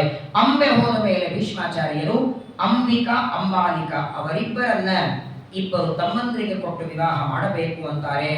ಆದರೆ ದುರ್ದೈವದಿಂದ ಚಿತ್ರಾಂಗದ ಅನ್ನುವ ತಮ್ಮ ಕೆಲವೇ ದಿನಗಳಲ್ಲಿ ಪ್ರಾಣ ಬಿಟ್ಟ, ಬದುಕಲೇ ಇಲ್ಲ ಅವರು ಬಹಳ ವರ್ಷ.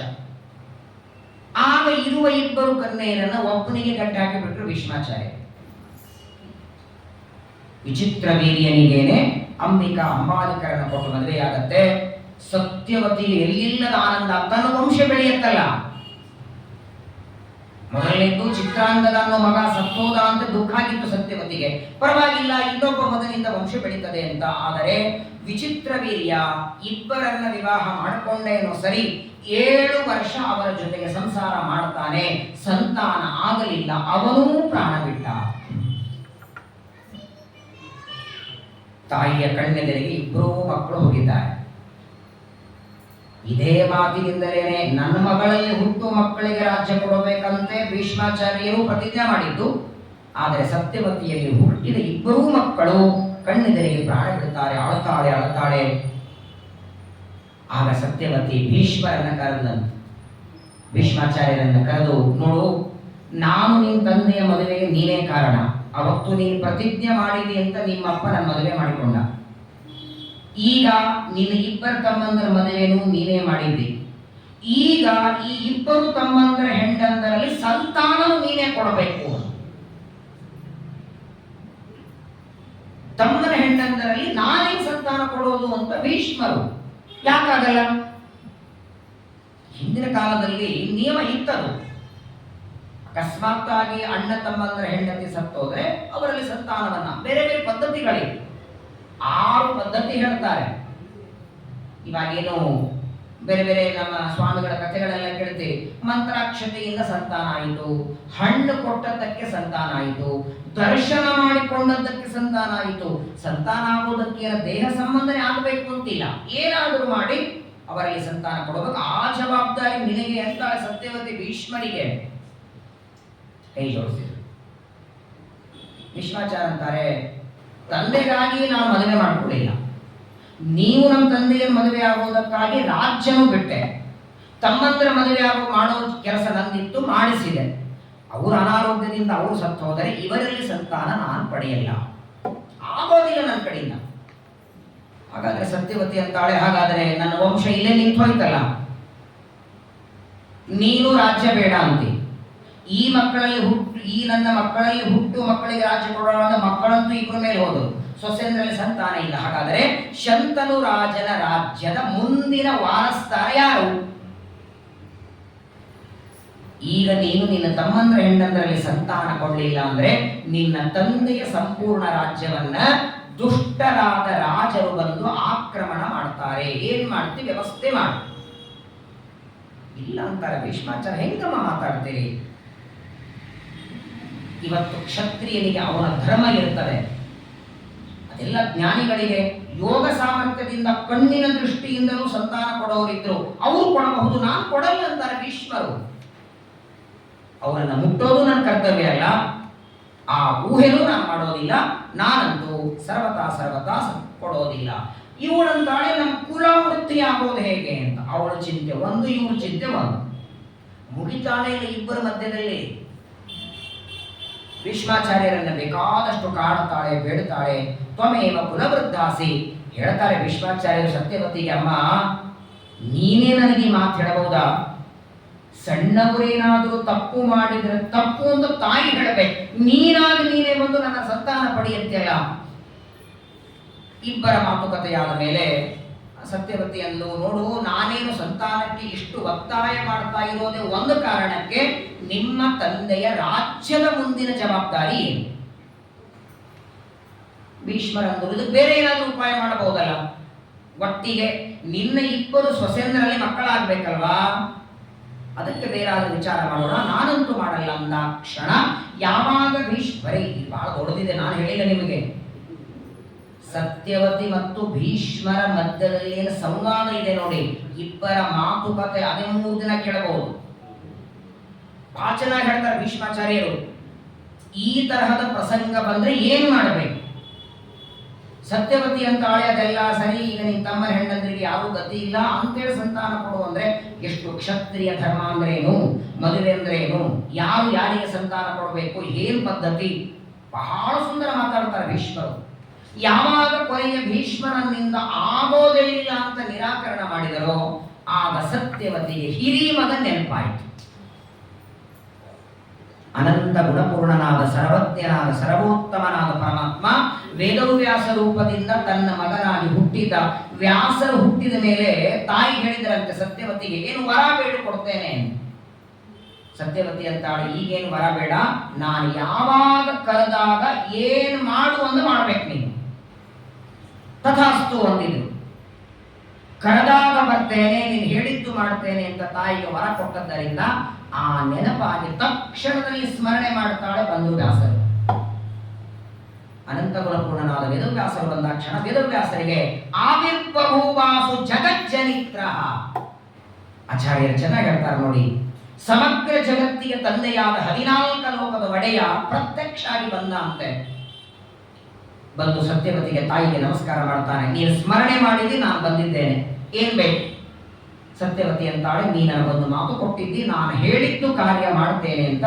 ಇವರಿಬ್ಬರು ನಿನ್ನ ತಮ್ಮಂದ್ರು, ಭೀಷ್ಮಾಚಾರ್ಯ ತಮ್ಮಂದ್ರು, ನಾವು ವೇದವ್ಯಾಸರು ತಮ್ಮಂದ್ರೆ ಆಗ್ಬೇಕಲ್ಲ. ಸತ್ಯವತಿಯ ಮಗ ವ್ಯಾಸ, ಭೀಷ್ಮಾಚಾರ್ಯ ವ್ಯಾಸರಿಗೆ ತಮ್ಮಂದ್ರೆ ಆಗ್ಬೇಕು. ಒಳಗೊಳಗೆ ಇದೆ ನೋಡಿ ಎಲ್ಲ. ವೇದವ್ಯಾಸ ಅಣ್ಣ, ಭೀಷ್ಮ ತಮ್ಮ, ವಿಚಿತ್ರ ವೀರ್ಯ ಚಿತ್ರಾಂಗದ ತಮ್ಮನೇ ವ್ಯಾಸರಿಗೆ. ಇವರು ನಿನ್ನ ಇಬ್ಬರು ತಮ್ಮಂದರ ಬಡದಿಯರು, ಇವರಲ್ಲಿ ಸಂತಾನ ಕೊಡಬೇಕು. ನನ್ನ ಮಕ್ಕಳು ವಿಚಿತ್ರ ವೀರ್ಯ ಚಿತ್ರಾಂಗದ ಸತ್ತೋಗಿದ್ದಾರೆ, ನನ್ನ ವಂಶ ಇಲ್ಲೇ ನಿಲ್ಲುವುದಕ್ಕೆ ನನಗೆ ಇಷ್ಟ ಇಲ್ಲ, ಸಂತಾನವನ್ನು ಕೊಡಬೇಕಂದಾಕ್ಷಣ ಪುತ್ರವು ಮೃತವು ಮೇ ನತು ರಾಜ್ಯಮೈಚ್ಛತ. ಯಾಕೆ ಸಂತಾನ ಬೇಕು ಅಂದ್ರೆ ಭೀಷ್ಮಾಚಾರ್ಯ ಹೀಗೆ ಇರಲಿ, ಅವ್ರ ಮಕ್ಕಳು ಹೋದ್ರು, ಇವ್ರು ಇರುವಷ್ಟು ಕಾಲ ಇದ್ದು ಹೋಗ್ತಾರೆ ಅಂದ್ರೆ. ಸತ್ಯವತಿ ಅಂತಾಳೆ, ಸ್ವಾಮಿ ಬೇರೆ ಏನು ಅಪೇಕ್ಷೆ ಇಲ್ಲ, ಶಂತನು ರಾಜನ ರಾಜ್ಯ ನನ್ನ ಗಂಡನ ರಾಜ್ಯದ ಮುಂದಿನ ಜವಾಬ್ದಾರಿ. ಈ ಮಗ ಒಲ್ಲಂತಾನೆ, ಅವತ್ತೇನು ಪ್ರತಿಜ್ಞೆ ಮಾಡ್ದ ನಾನು ಮದುವೆ ಆಗೋದಕ್ಕೆ. ಈಗಲೂ ಈ ಮಗ ನನಗೆ ರಾಜ್ಯ ಬೇಕು ಅಂತ ಅಪೇಕ್ಷೆ ಪಟ್ರೆ ನಾನೇ ಸಂತಾನ ಬೇಕು ಅನ್ನಲ್ಲ. ನನ್ನ ದುರ್ದೈವ ಅಂತೀನಿ, ನನ್ನ ಮಕ್ಕಳಲ್ಲಿ ಹುಟ್ಟಿಲ್ಲ ಅಂತ ನಾನು ಬಿಡ್ತೇನೆ, ಇದೇ ಮಗನೇ ರಾಜ್ಯ ಆಳಿದ್ರು ತಪ್ಪಿಲ್ಲ, ಇವ ಪ್ರತಿಜ್ಞೆ ಪಾಲನ ಮಾಡಲಿಕ್ಕೆ ಬೇಡ ಅಂತಾನೆ. ಈ ಭೀಷ್ಮ ಪ್ರತಿಜ್ಞೆ ಮಾಡಿದ್ದಕ್ಕೆ ರಾಜ್ಯ ಬೇಡ ಅಂತಾನೆ. ನನ್ನ ಮಕ್ಕಳಲ್ಲಿ ಅಂತೂ ಸಂತಾನ ಇಲ್ಲ, ಮುಂದೆ ಈ ರಾಜ್ಯದ ಪರಿಸ್ಥಿತಿ ಏನು, ಅದಕ್ಕಾಗಿ ನಾನು ಸಂತಾನವನ್ನು ಬೇಡುತ್ತಿದ್ದೇನೆ ಅಂದಾಕ್ಷಣ ಕ್ಷೇತ್ರೇ ತಥೋ ಭ್ರಾತುರಪತ್ಯಮುತ್ತಮಂ ಉತ್ಪಾದಯಾಮಾಸ. ವೇದವ್ಯಾಸರಿಗೆ ಆಜ್ಞೆ ಮೀರಲಿಕ್ಕೆ ಬರ್ತಿತ್ತು, ತಾವೇ ಮಾತು ಕೊಟ್ಟಿದ್ದಾರೆ. ನೀನು ಹೇಳಿದ್ದು ಮಾಡುತ್ತೇನೆ ಅಂತ ಮಾತು ಕೊಟ್ಟದ್ದಕ್ಕೆ ತಾಯಿ ಅಂತಾಳೆ, ನಿನ್ನ ತಮ್ಮಂದರ ಹೆಣ್ಣಂದರೆ ಸಂತಾನವನ್ನು ಪಡಿ ಅಂದಾಕ್ಷಣ ಆಗ ವ್ಯಾಸರವನ್ನು ಮಾತಾಡ್ತಾರೆ. ಋತೇರಮಾಂ ಜಾತು ಮಮಂಗ ಯೋಗ್ಯ ಯೋಗ್ಯಾಂಗನಾ ನೈವ ಸುರಾಲಯೇಪಿ ತಥಾಪಿ ತೇ ವಾಕ್ಯಮಹಂ ಕರಿಷ್ಯೆ ಸಾಂವತ್ಸರಂ ಸಾಚರತು ವ್ರತಂ ಮೇ. ಈ ಒಂದು ಮಾತು ಮಧ್ವಾಚಾರ್ಯದ ಅಪ್ಪನ ಹೆಣ್ಣದಲ್ಲಿ ಹೇಳಿದ್ದು, ಇದು ಎಲ್ಲ ಕಡೆಗೆ ನಾವು ಅನ್ವಯ ಇಟ್ಕೊಳ್ಬೇಕು. ವೇದವ್ಯಾಸರು ತಾಯಿಗೆ ಹೇಳ್ತಾರೆ, ನಾನು ಮುಟ್ಟೋದು ಕೂಡ ಲಕ್ಷ್ಮೀದೇವಿಯ ಹೊರತಾಗಿ ಬೇರೆ ಸ್ತ್ರೀಯರನ್ನ ಅಲ್ಲ, ನನ್ನ ದೇಹದ ಸಂಗ ಅಲ್ಲ, ನನ್ನ ದೇಹದ ಸ್ಪರ್ಶ ಅಲ್ಲ, ನನ್ನ ಉಗುರಿನ ಸ್ಪರ್ಶವು ಲಕ್ಷ್ಮೀದೇವಿಯ ಹೊರತಾಗಿ ಸರ್ವತಾ ಸ್ತ್ರೀಯಲ್ಲ, ಅದು ದೇವತಾ ಸ್ತ್ರೀಯರಿಗೆ ಸಿಗಲ್ಲ. ಅಪರೋಕ್ಷ ಜ್ಞಾನಿಗಳಾದ ದೇವತೆಗಳನ್ನ ಮದುವೆ ಮಾಡಿಕೊಂಡ ದೇವತಾ ಸ್ತ್ರೀಯರಿಗೆ ನನ್ನ ಸ್ಪರ್ಶ ಸಿಗಲ್ಲ, ಇವಳಂತೂ ಸಾಮಾನ್ಯ ಸ್ತ್ರೀಯರು ಮಾತೇ ಇಲ್ಲ, ಮುಟ್ಟೋ ಮಾತೇ ಇಲ್ಲ ಅಂದರು. ಕೃಷ್ಣಾವತಾರದಲ್ಲಿ ಯಾವ ಗೋಪಿಕಾ ಸ್ತ್ರೀಯರ ಕೈ ಹಿಡಿದು ಕೃಷ್ಣ ಕುಣಿದಿದ್ದಾನೆ ನೋಡಿ, ರಾಸಕ್ರೀಡೆ ಮಾಡಿದ್ದಾನೆ, ಅವರೆಲ್ಲರೊಳಗೆ ಲಕ್ಷ್ಮಿಯ ಸನ್ನಿಧಾನ ಇದೆ. ತಪಸ್ಸು ಮಾಡಿ ಲಕ್ಷ್ಮೀದೇವಿಯ ಸನ್ನಿಧಾನ ಇದ್ದದ್ದಕ್ಕೆ ಕೈ ಹಿಡಿದ. ಅವನು ಮುಟ್ಟೋದೇನ್ರಿ, ಅವನ ಪಾದದ ಧೂಳಿ ಸಿಗಬೇಕಾದ್ರೆ ಕಾಯುತ್ತಿದ್ದಾರೆ. ಯತ್ಪಾದ ಪಂಕಜ ರಜ ಶಿರಸಾ ವಿಭಕ್ತಿ ಶ್ರೀರಬ್ಜಶ್ಚ ಗಿರೀಶೈ ಸಹ ಲೋಕಪಾಲೈ. ತಾತ್ಪರ್ಯದಲ್ಲಿ ಆಚಾರ್ಯ ಹೇಳ್ತಾರೆ, ಹಾಗಾಗಿ ಅಷ್ಟು ಸುಲಭವಾಗಿ ದೇವರ ಸ್ಪರ್ಶ ಸಿಗಲ್ಲ. ದೇವರಿಗೆ ನಾವೇನೇ ಕೊಡಬೇಕಾದ್ರೂ ಲಕ್ಷ್ಮೀ ದೇವಿಯ ಮೂಲಕ ಅನ್ನೋದಕ್ಕಾಗಿಯೇ ಶಂಖಕ್ಕೆ ಮುಟ್ಟಿಸಿಬಿಟ್ಟೆ ಎಲ್ಲ ಮಾಡೋದು, ಅಭಿಷೇಕ, ಅರ್ಚನೆ, ಧೂಪ, ದೀಪ. ಈಗ ಸತ್ಯವತಿ ಅಂತ ಮುಂದೇನಂತ ದೊಡ್ಡ ಸಮಸ್ಯೆ ಬಂತಲ್ಲ. ಈಗ ಭೀಷ್ಮಾಚಾರ್ಯ ಈ ಸೊಸೆಯಲ್ಲಿ ಸಂತಾನ ಕೊಡಲ್ಲ ಅಂತಾರೆ. ನೀನು ಕೊಡಬೇಕು ಅಂದ್ರೆ ನಿನ್ನ ಅಂಗ ಸಂಘಕ್ಕೆ ಇವ್ರು ಯೋಗ್ಯರಲ್ಲ ಅಂತ ನೀನಂತೆ, ನಿನ್ನನ್ನು ಮುಟ್ಟೋದಕ್ಕೆ ಯೋಗ್ಯರಲ್ಲ ಅಂತ ನೀನು ಕೊಡಲ್ಲ, ನಾನು ಬ್ರಹ್ಮಚರ್ಯ ತಪಸ್ಸು ವ್ರತ ಮಾಡಿದ್ದೇನೆ ಅಂತ ಆ ಮಗ ಕೊಡಲ್ಲ, ಇನ್ನು ಈ ಸೊಸೆಯಲ್ಲಿ ಸಂತಾನ ಯಾರಿಂದ ಆಗೋದು? ಆ ವ್ಯಾಸರಂತ ಒಂದು ಕೆಲಸ ಮಾಡಬಹುದು, ಒಂದು ಏನಂದ್ರೆ 1 ವರ್ಷದವರೆಗೆ ಇವರು ವಿಷ್ಣು ಪಂಚಕ ವ್ರತ ಮಾಡಲಿ ಇಬ್ಬರು ಅಂತಾರೆ. ಸಾಂವತ್ಸರಂ ಸಾಚರತು ವ್ರತಮ್ಮೆ, ನನಗೆ ಪ್ರೀತ್ಯಾಸ್ಪದವಾದ ದಿವ್ಯವಾದ ವೈಷ್ಣವ ವ್ರತ ವಿಷ್ಣು ಪಂಚಕ ವ್ರತವನ್ನು ಇವರಿಬ್ಬರು ಮಾಡಲಿ. ಆಯ್ತು, ನಾನು ಮಾಡಿಸ್ತೇನೆ ಅಂದ್ರು ಸತ್ಯವತಿ. ಹಾಗಾದ್ರೆ ಅವರಿಬ್ಬರು ವಿಷ್ಣು ಪಂಚಕ ವ್ರತ ಮಾಡಿ ಉದ್ಯಾಪನೆ ಮಾಡಿದ ಮೇಲೆ ನೀನು ಸಂತಾನ ಕೊಡ್ತೀಯ, ಆಗಲೂ ನಾನು ಮುಟ್ಟಲ್ಲ ಅಂತಾರೆ ವ್ಯಾಸರು. ವಿಷ್ಣು ಪಂಚಕ ವ್ರತ ಮಾಡಿದ ಮಾತ್ರಕ್ಕೆ ನಾನು ಮುಟ್ಟುತ್ತೇನೆ ಅನ್ಕೋಬೇಡ. ಇವರು ವಿಷ್ಣು ಪಂಚಕ ವ್ರತ ಮಾಡಿ ಶುದ್ಧರಾದರೆ ನನ್ನ ದರ್ಶನ ಮಾಡ್ಕೋಬಹುದು ಅಷ್ಟೇ. ನನ್ನ ದರ್ಶನದಿಂದ ಇವರಿಗೆ ಮಕ್ಕಳಾಗತ್ತೆ. ನಾನಂತೂ ಮುಟ್ಟೋದೇ ಇಲ್ಲ, ನಾನು ಕೂತ್ಕೊಂಡಿರ್ತೇನೆ, ಅವರಿಬ್ಬರು ನೋಡಬೇಕು. ಆ ದರ್ಶನದಿಂದ ಸಂತಾನವಾಗಲಿಕ್ಕೂ ಇವರಿಗೆ ಪುಣ್ಯ ಬೇಕು. ಅದನ್ನ 1 ವರ್ಷದವರೆಗೆ ಇವರು ಮಾಡಲಿ ಆಗಲಿ ಅಂತ ಸತ್ಯವತಿ ತಾನು ಮಾತು ತಗೊಂಡು ಇಬ್ಬರ ಸೊಸೆಂದ್ರಿಂದ ಸಂಕಲ್ಪ ಮಾಡಿಸಿ ವೈಷ್ಣವ ವ್ರತ, ವಿಷ್ಣು ಸಂಬಂಧಿಯಾದ ವಿಷ್ಣು ಪಂಚಕ ವ್ರತ, ತಿಂಗಳಲ್ಲಿ 5 ಉಪವಾಸ, 2 ಏಕಾದಶಿ, ಹುಣ್ಣಿಮೆ, ಅಮಾವಾಸ್ಯ, ಶ್ರವಣ ನಕ್ಷತ್ರ, ಆ ವೈಷ್ಣವ ವಿಷ್ಣು ಪಂಚಕ ಇವತ್ತು ವ್ರತ ಮಾಡಿದ್ರೆ ಮಾರನೇ ದಿನ ಪಾರಣೆ. ಬಹಳ ಸುಂದರ ಹೇಳ್ತಾರೆ ಅದನ್ನ. ಪ್ರತಿ ಅಮಾವಾಸ್ಯೆ ಉಪವಾಸ ಮಾಡಿ ಪ್ರತಿಪದ ಪಾರಣೆ, ಏಕಾದಶಿ ಉಪವಾಸ ಮಾಡಿ ದ್ವಾದಶಿ ಪಾರಣೆ, ಹುಣ್ಣಿಮೆ ಉಪವಾಸ ಮಾಡಿ ಮಾರನೇ ದಿನ ಪಾರಣೆಯ ದಿನ ಕನಿಷ್ಠ ಬ್ರಾಹ್ಮಣ ದಂಪತಿಗಳ ಭೋಜನ ಮಾಡಿಸ್ಬೇಕಂತ ವಿಷ್ಣು ಪಂಚಕ. ಎಷ್ಟು ಸಿಗತ್ತೋ ಅಷ್ಟು ಅವಶ್ಯವಾಗಿ ಮಾಡಿಸ್ತೇನೆ ಅಂತ ಇಬ್ಬರು ಸೊಸೆಂದರಿಂದ ಮಾಡಿಸಿ 1 ವರ್ಷದ ವ್ರತ ಮುಗಿದ ಮೇಲೆ ಮತ್ತೆ ಸತ್ಯವತಿ ವ್ಯಾಸರಿಗಂತಾಳೆ, ನೀನು ಹೇಳಿದ ಹಾಗೆ 1 ವರ್ಷ ವಿಷ್ಣು ಪಂಚಕ ವ್ರತ ಮಾಡಿದ್ದಾರೆ, ಮುಂದೆ ಮಾಡೋದು ಅಂದಾಗ ವ್ಯಾಸರಂತಾರೆ, ನಾನು ಕೂತ್ಕೊಂಡಿರ್ತೇನೆ, ನನ್ನ ರೂಪವನ್ನ ಅವರು ದರ್ಶನ ಮಾಡಿಕೊಳ್ಳಿ, ಅವರು ದರ್ಶನ ಮಾಡಿಕೊಳ್ಳುವ ಮಾತ್ರದಿಂದಲೇನೆ ಅವರಿಗೆ ಸಂತಾನವಾಗತ್ತೆ. ಆಯ್ತು ಅಂತ ವ್ಯಾಸರು ಬಂದು ಕೂತ್ಕೊಂಡಿದ್ದಾರೆ. ಮೊದಲನೇ ಸೊಸೆಯನ್ನ ಕಳಿಸ್ತಾಳೆ, ಅಂಬಿಕೆಯನ್ನ. ಒಂದು ಕೋಣೆಯೊಳಗೆ ವ್ಯಾಸರು ಕೂತಿದ್ದಾರೆ. ಅಂಬಿಕೆಯನ್ನ ಕಳಿಸುವಾಗ ಹೇಳ್ತಾಳೆ ಸತ್ಯವತಿ, ಸಾಕ್ಷಾತ್ ಪರಮಾತ್ಮ, ಗಾಬರಿ ಆಗಬೇಡ, ಆ ಭಗವಂತನ ರೂಪ ದರ್ಶನ ಮಾಡಿಕೋ, ಅವನನ್ನ ಎಷ್ಟು ಚೆನ್ನಾಗಿ ನೋಡ್ತಿ ಅಷ್ಟು ಗುಣವಂತನಾದ ಮಗ ಹುಟ್ಟುತ್ತಾನೆ. ಸರಿ ಅಂತ ಒಳಗೆ ಬಂದು ವ್ಯಾಸರು ಕೂತಿದ್ದಾರೆ. ಸೌಮ್ಯ ಸ್ವರೂಪ. ವ್ಯಾಸರೇನು ಬಹಳ ಭಯಂಕರಲ್ಲ, ಸೌಮ್ಯವಾಗಿ ಕೂತಿದ್ರು. ವೇದವ್ಯಾಸದೇವರು ಸ್ವಯಂವಾಗಿ ಕೂತಿದ್ದಾರೆ, ಅವಳು ಬಂದಿದ್ದಾಳೆ. ಆದರೆ ನೋಡಿ, ಅವಳ ಕಣ್ಣಿಗೆ ಮಾತ್ರ ಭಯಂಕರ ಕಾಣಿಸ್ತು. ಕೂತದ್ದು ಭಯಂಕರ ಅಲ್ಲ. ವೇದವ್ಯಾಸರು ಸೌಮ್ಯವಾಗಿ ಕೂತಿದ್ದಾರೆ, ಆದರೆ ಅಂಬಿಕಾ ಅವಳಿಗೆ ವ್ಯಾಸರ ರೂಪ ಭಯಂಕರ ಕಾಣಿಸಿ ಒಳಗೆ ಬಂದು 2 ನಿಮಿಷ ನೋಡಿ ಕಣ್ಣು ಮುಚ್ಚಿಬಿಟ್ಲು. ನೋಡ್ಲಿಕ್ಕೆ ಆಗ್ಲಿಲ್ಲ ಅವಳಿಗೆ.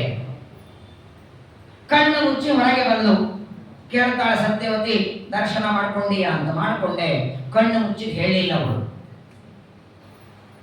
ಕಣ್ಣು ಮುಚ್ಚಿದ ಹೇಳಲಿಲ್ಲ. ಕೆಲವು ದಿನಗಳ ನಂತರದಲ್ಲಿ ಗರ್ಭಧಾರಣೆ ಆಯಿತು. 9 ತಿಂಗಳಾಯಿತು. ಒಂದು ಮಗು ಹುಟ್ಟುತ್ತದೆ. ಹುಟ್ಟುತ್ತಾ ಆ ಮಗುವಿಗೆ ಕಣ್ಣು ಬರಲಿಲ್ಲ. ಅವನೇ ಕುರುಡ ಧೃತರಾಷ್ಟ್ರ. ಧೃತರಾಷ್ಟ್ರ ಕುರುಡನಾಗುವುದಕ್ಕೆ ತಾಯಿಯ ಶಾಪ ಕಾರಣ. ವೇದವ್ಯಾಸರನ್ನ ನೋಡಿದಾಗ ಅಂಬಿಕೆ ಕಣ್ಣು ಮುಚ್ಚಿದ್ದರಿಂದ ಮಾತ್ರ ದೋಷತಃ ಮಧ್ವಾಚಾರ್ಯರು ಕುರುಡಾಗಿ ಬಿಟ್ಟ.